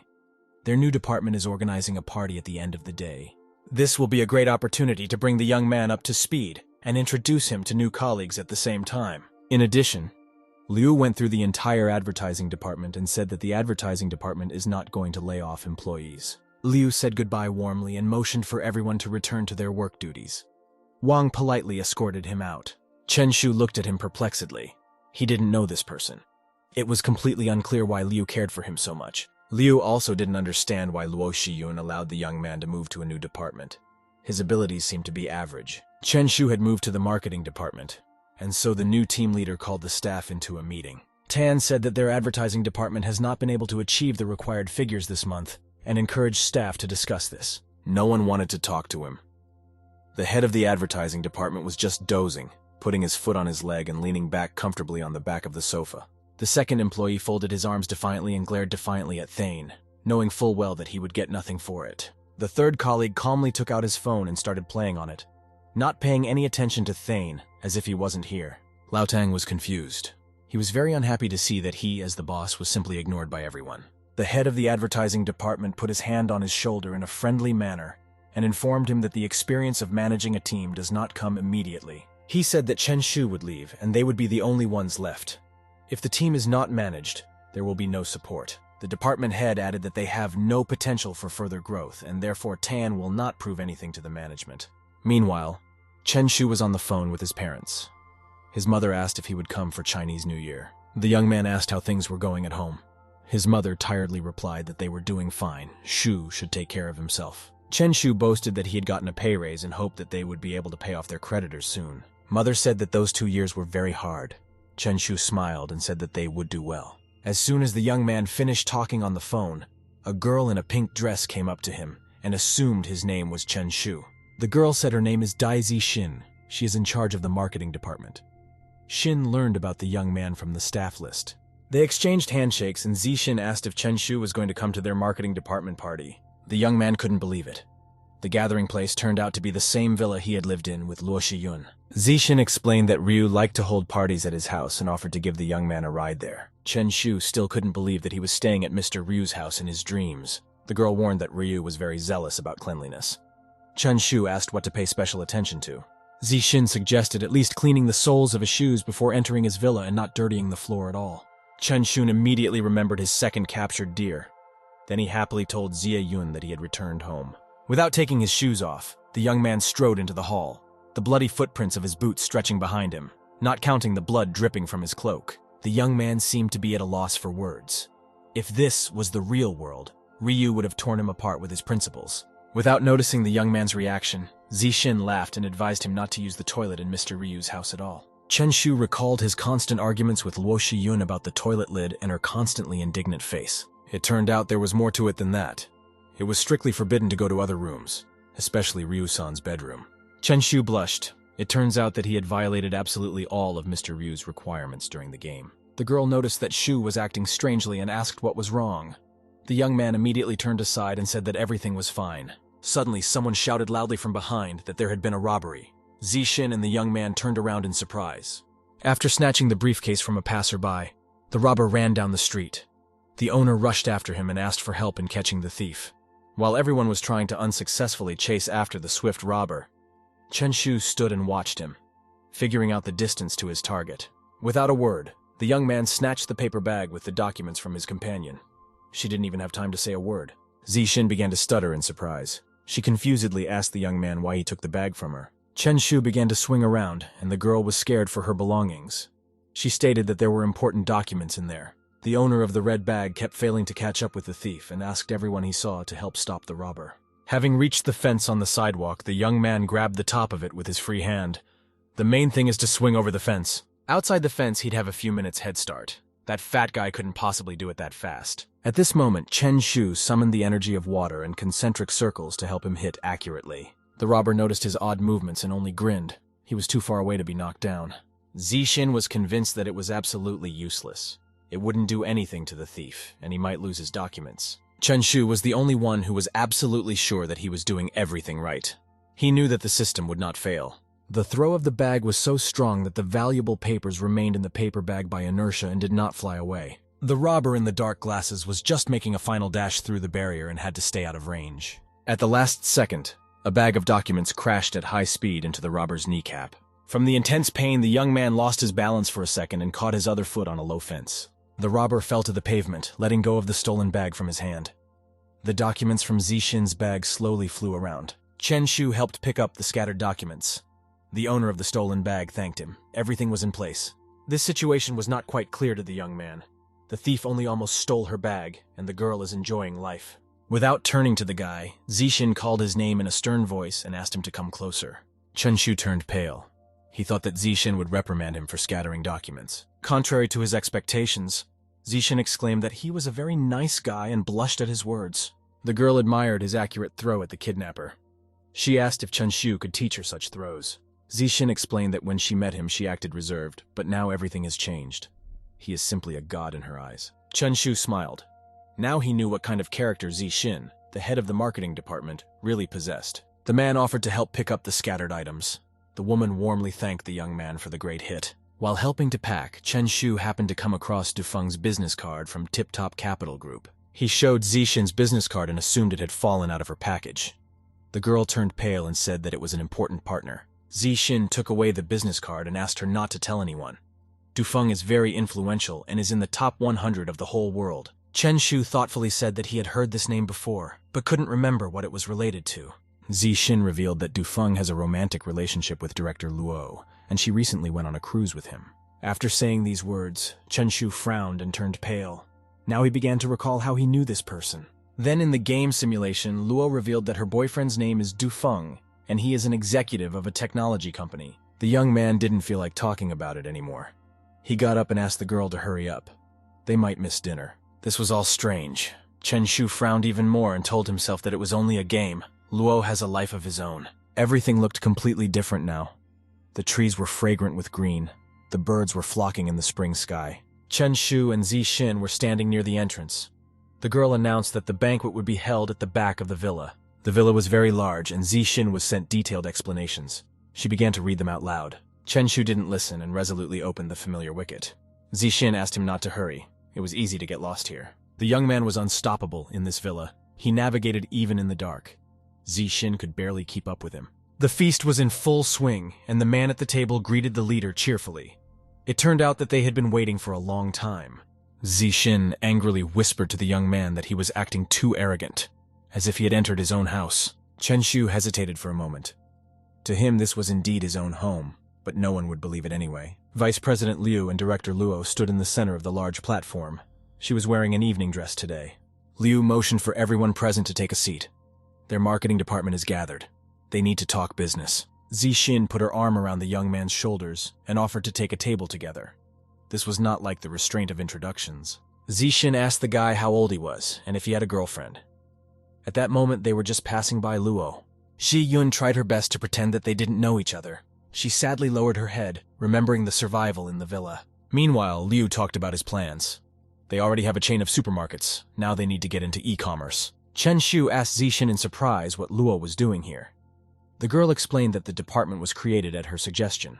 She smiled and explained that Luo Shiyun was the daughter of the chairman, and her status was even higher than Liu's. Upon hearing that Luo had such a high status, Chen Shu was embarrassed and asked how Mr. Liu had gotten into the company. Zi Xin revealed that Vice President Liu is a childhood friend of Director Luo. They have always had a good relationship. Besides, Liu is very smart. He's the best student in school, so everyone thinks they would make a good couple. The sun was setting over the horizon. The young man asked then why would Luo go out with Dufeng? It is quite a messy relationship. Zi Xin urged him to be quiet and explained that they didn't need to be interested in these people's personal lives. The girl admitted that she envies them. She herself would like to be surrounded by such successful people. Chen Shu smiled and wished the girl good luck. He asked her to pull him up too when she became a successful woman. Liu said loudly that he was finished discussing the company's affairs. Now it was time to have a good dinner and have fun. Immediately after his words, slow music played from the large speakers. The acoustics were perfectly matched to the space. The young man and the girl sat at the table. Zi Xin was delighted. She exclaimed that classical music had an atmosphere of peace. Liu walked up to Luo and asked her to dance. The last time they danced together was back in high school. The girl gave him her hand and said thoughtfully that time was passing very quickly. She wanted to dance and forget herself. Chen Shu looked sadly at Zi Yun. He could not dream of dancing with Luo together now. The waiter came to the table and brought the hot food. Zi Xin assumed that this steak would cost her a paycheck. Shu said that a piece of meat couldn't cost that much. The girl became angry and said that Chen Shu was acting like a savage. She raised her glass and suggested that they should consider themselves rich. The young man laughed and raised his glass as well. He agreed that it was impossible to live without arrogance. Chen Shu lightly tapped his glass on his companion's glass without looking. He couldn't take his eyes off the waltzing couple. The young man remembered how he had brought wine to the villa and it had turned out to be stale. Lo said that the taste was not like the original. The angry Chen Shu shouted that he was taking from the middle of the wine cabinet. The girl said that everything was fine. Raising her glass, Luo Shiyun smiled thoughtfully and said that this was exactly what they needed right now. The waltzing couple made a half-turn, and now Luo Shiyun was standing just in front of the table where the couple was enjoying wine. At one of the tables, colleagues were talking positively about Liu. Chen Shu realized that the whole marketing department had a good atmosphere. Looking at Luo, the young man summarized that he and Liu were classmates and maintained a good relationship. It would be strange if they didn't get married. Chen Shu looked at Vice Director Liu intently. This man seemed like someone who could be trusted. The young man shifted his gaze to the pensive Luo Shiyun. He thought that this couple could live a happy life. Folding his hands over the hot steak, Chen Shu looked at Luo warmly.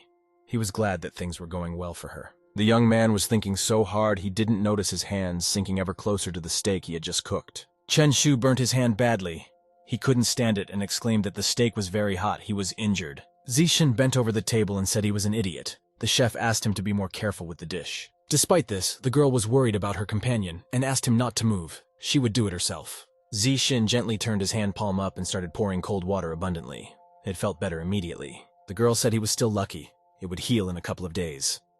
She reproached him for his carelessness. Chen Shu blushed and thanked the girl warmly. If it wasn't for her, there was no telling what would have happened to his burn. Seeing Zixin squatting beside the young man and holding his hand, everyone around them began to banter with them. Luo Shiyun also looked in that direction. Chen Shu looked quite happy with his life, but she felt sad for some reason. Liu noticed the change in his companion's mood and looked at her perplexed. He knew it was better not to ask her. Suddenly, 3 men entered the banquet hall. One of them said in a loud voice that what was happening here was very curious. According to him, he came to congratulate Miss Lo uninvited, but he's still curious about what's going on here. The man was primarily interested in why his boss Dufeng's fiancée was allowing herself to dance with another man. Chen Shu was interested in the uninvited guests and quietly asked Zixin what kind of man it was. It turned out that Zhou Hao is an important person in Dufeng's entourage. He holds the position of the company's general agent. The girl admitted that the situation is very awkward, and she doesn't even know whose side she should take. Dufeng has a lot of influence over their company. Liu smiled and informed that they were only dancing, no need to think much about it. Dancing is part of the parties. Lo politely stated that she was very appreciative of such dignitaries. However, it was their own party. It was as if Zhou was only now paying attention to Luo Shiyun's open cleavage. He stared lustfully at the girl. Luo said that Zhou could come to the company office tomorrow, and they could discuss things in peace. Zhou smiled. The man said that he had nothing else to do, so he decided that he would attend their party. Zhou stated that he also knows how to dance, so he asks Miss Luo to dance with him too. Vice Director Liu stepped in between them and tried to talk Zhou out of it in a delicate manner. According to him, he and Ziyun have known each other for a long time. It is not customary for girls to dance with people they don't know well. Zhou got angry and said that it was just a dance, and don't think about it too much in that context. Vice Director Liu remained silent. In any other case, he would have taught the snob a lesson, but he didn't want to quarrel with respectable people. Zixin kept a close eye on the situation and reported that a showdown was coming, and she didn't want to get involved. Ziyun imperiously placed her hand on Vice President Liu's shoulder, diverting his attention. She didn't need a scandal. Luo stated that Zhou was their business partner and didn't need to take dancing so seriously. Zhou was pleased with this turn of events. He happily said that Miss Luo was right and offered to dance with him. Ziyun absolutely did not want to dance with this man, but she had nowhere to go.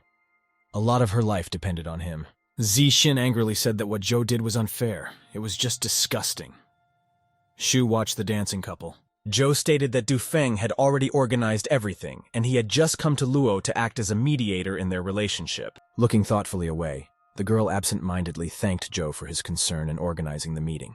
Zhou smiled and assured that he didn't need to be thanked. At the same time, he pressed Luo hard against him, which felt good. Luo Shiyun instantly pushed him away and warned him that he was too close. Zhou confusedly apologized. He promised to be more careful. In fact, Zhou was really angry. He thought Luo was playing hard to get. Vice President Liu did not interfere with the situation. He observed the situation, hoping that it would be over soon. Zixin sadly said that Liu can barely tolerate all this. Unfortunately, he can't compare to Zhou in status. Chen Shu carefully watched Zhou's actions while enjoying the excellent wine from the best restaurant. At this moment, Zhou, as if by accident, ran his hand down his partner's thigh and touched her buttocks. At the same moment, someone's hand tenaciously grabbed Zhou's arm by the wrist and ripped him away from such an attractive spot. It was Luo herself. She exclaimed that Zhou was a disgusting dancer, and they should forget about it. Zixin was embarrassed to look at this, and she asked the young man to turn away as well. After all, Liu is their leader. Chen Shu couldn't take it anymore. He saw that Liu was not going to do anything about it, so he put the glass on the table. Zhou was quite pleased, even for his liberties. Luo hadn't slapped him in the face, and that gave him a chance to continue the offensive. As if by accident, Zhou placed his foot too quickly on the hem of Luo's dress the moment she stepped back. Luo Siyun pushed Zhou away. Liu finally decided to intervene and ran over to help her. Zhou tried to hug the girl. At this moment, the dress on her shoulder cracked, exposing the girl's breasts. Ziyun recoiled back in surprise. The young man could not bear it anymore and rushed towards Zhou. For such an insult, he was ready to tear him with his bare hands. Chen Shu regretfully thought that he shouldn't have agreed to the dance. Liu had underestimated his opponent back then. It was time to intervene himself. Chen Shu summoned his miraculous gift and saw himself in the infinite space. The time was already late. The sun was disappearing behind the horizon, hiding behind dark clouds. So it's not at all surprising that no one paid attention to the hot steak flying swiftly into the center of the room. The stake hit the target this time too, covering both of Joe's eyes and forehead. He shrieked across the court, grimacing in great pain. His bodyguards immediately ran up to him. Lo took advantage of the situation and tried to get up, covering her chest. The staff members anxiously rose from their desks. They were very worried about Director Luo's health. An annoyed Joe started to slowly stand up. His entire forehead to the bridge of his nose was burned by the stake. The man ordered everyone to stay seated. Liu ran over to the girl and helped her up. Joe demanded to immediately find the person who threw the stake at him. The queue also reached the table where Chen Shu was. He looked innocently at the man who approached him. Joe's bodyguard looked around the young man and his table suspiciously. Unfortunately, he couldn't see anything and couldn't be sure. There were 2 plates of steak on the table, and the bodyguard had to report to the boss that everything was fine there. Only when the danger had completely passed was the pale young man able to thank his companion Zixin. At the right moment, the girl reacted instantly and put half of her steak on his plate. Zixin simply blossomed into a smile. She was very pleased to hear praise for herself from the handsome young man's mouth. The girl was still under the impression that Chen Shu dared to throw a stake at Director Zhou. Even Liu wouldn't be able to hurt him. Meanwhile, the second bodyguard also returned to the boss and reported that everything was fine. Zhou couldn't accept his resentment. The man wailed that the stake could not have fallen from the sky and should be searched further. No one leaves until he finds the culprit. Luo Shiyun's sudden slap interrupted his speech. The girl was also offended and took revenge on her offender. Zhou collapsed to the ground. The bodyguards ran up to the boss and leaned over him worriedly. This did not bode well. Holding her dress at the torn place, Si Yun demanded to leave the room immediately. Everyone was fed up with them. Luo Shiyun's colleagues all watched Director Zhou with interest, screaming in pain and hurt. Such violent behavior was also out of the ordinary for Suya. He was glad that he hadn't gotten it in that game simulation. The bodyguards helped Zhou up. He angrily asked the girl how she dared to raise her hand at him. Luo asked the guests to behave themselves. Liu exclaimed that he shouldn't be forced to call the police. Zhou was simply furious. No one dared to treat Director Zhou like this. However, he was powerless today. The bodyguard leaned toward the boss and began to whisper something quickly in his ear. Zhou listened to him carefully. He stated that there was no need to call the police. He just came by to congratulate Miss Luo. Zhou said they would see each other tomorrow and talk. Liu puzzledly asked why Zhou had decided to give in. Luo said it doesn't matter. She needs to change her clothes. Vice Director Liu and Director Luo retreated into the building. Everyone's mood was gone and the party soon ended. But not everyone left the banquet hall. Zixin continued to sit at the table, and Chen Shu couldn't turn around and leave. The girl was already a little tipsy and looked at Zuya with a smile. The young man asked if the department head wanted anything else. The girl asked to just call her by her first name. Chen Shu pointed out that they had too much wine. They wouldn't drink it all. Under the influence of alcohol, Chen Shu seemed even more beautiful to the girl than Mr. Liu, and she decided to seduce him. Zixin said that it was not the young man's fault. Zhou was too brazen. Chen Shu admitted that he couldn't drink anymore. In fact, he was having money problems. It was still a week away from his paycheck, and he only had 400 yuan in his account. Zixin understood his reluctance to drink in her own way. She decided that he was too stubborn and was worth fighting for. The girl reported that she didn't want to drink alone, so she agreed to have 3 drinks while Shu drank alone. The young man thought about it and agreed. He decided to get the girl drunk quickly, and then she would leave him for sure. Several hours had passed. The large wall clock indicated that it was now an hour after midnight. The girl who was flushed with alcohol was snoring peacefully on the sofa. Chen Shu lightly slapped her cheek to wake her up. The young man took her by the shoulders and asked her to tell him her address. With a slurred tongue, Shin began to speak. Almost dancing, the girl exclaimed that she lived on a high slope. Chen Shu realized that she was too drunk. Zixin decided that she had given her interlocutor enough information and closed her eyes again. A second later, she was already snoring. Chen Shu was worried that she might hurt herself, and asked the girl to be a little more careful. It wouldn't take long for her to fall. At this moment, Zixin actually lost her balance and fell directly onto the young man, ending up on his chest. Chen Shu exclaimed that this was getting nowhere. The girl needs to get off him immediately before anyone sees. Zixin, instead of replying, pulled herself up a little higher and started showering the young man with passionate kisses. Without stopping there, the girl undid one of the buttons of his shirt. She slid her hand under his shirt and began to stroke his chest. Chen Shu squealed in embarrassment. He had not expected this turn of events at all. After all, he had a girlfriend. Suddenly a waiter came up and delicately informed them that he didn't want to interrupt them, but they were closing. The man handed over the bill. Chen Shu held out his hand for the invoice.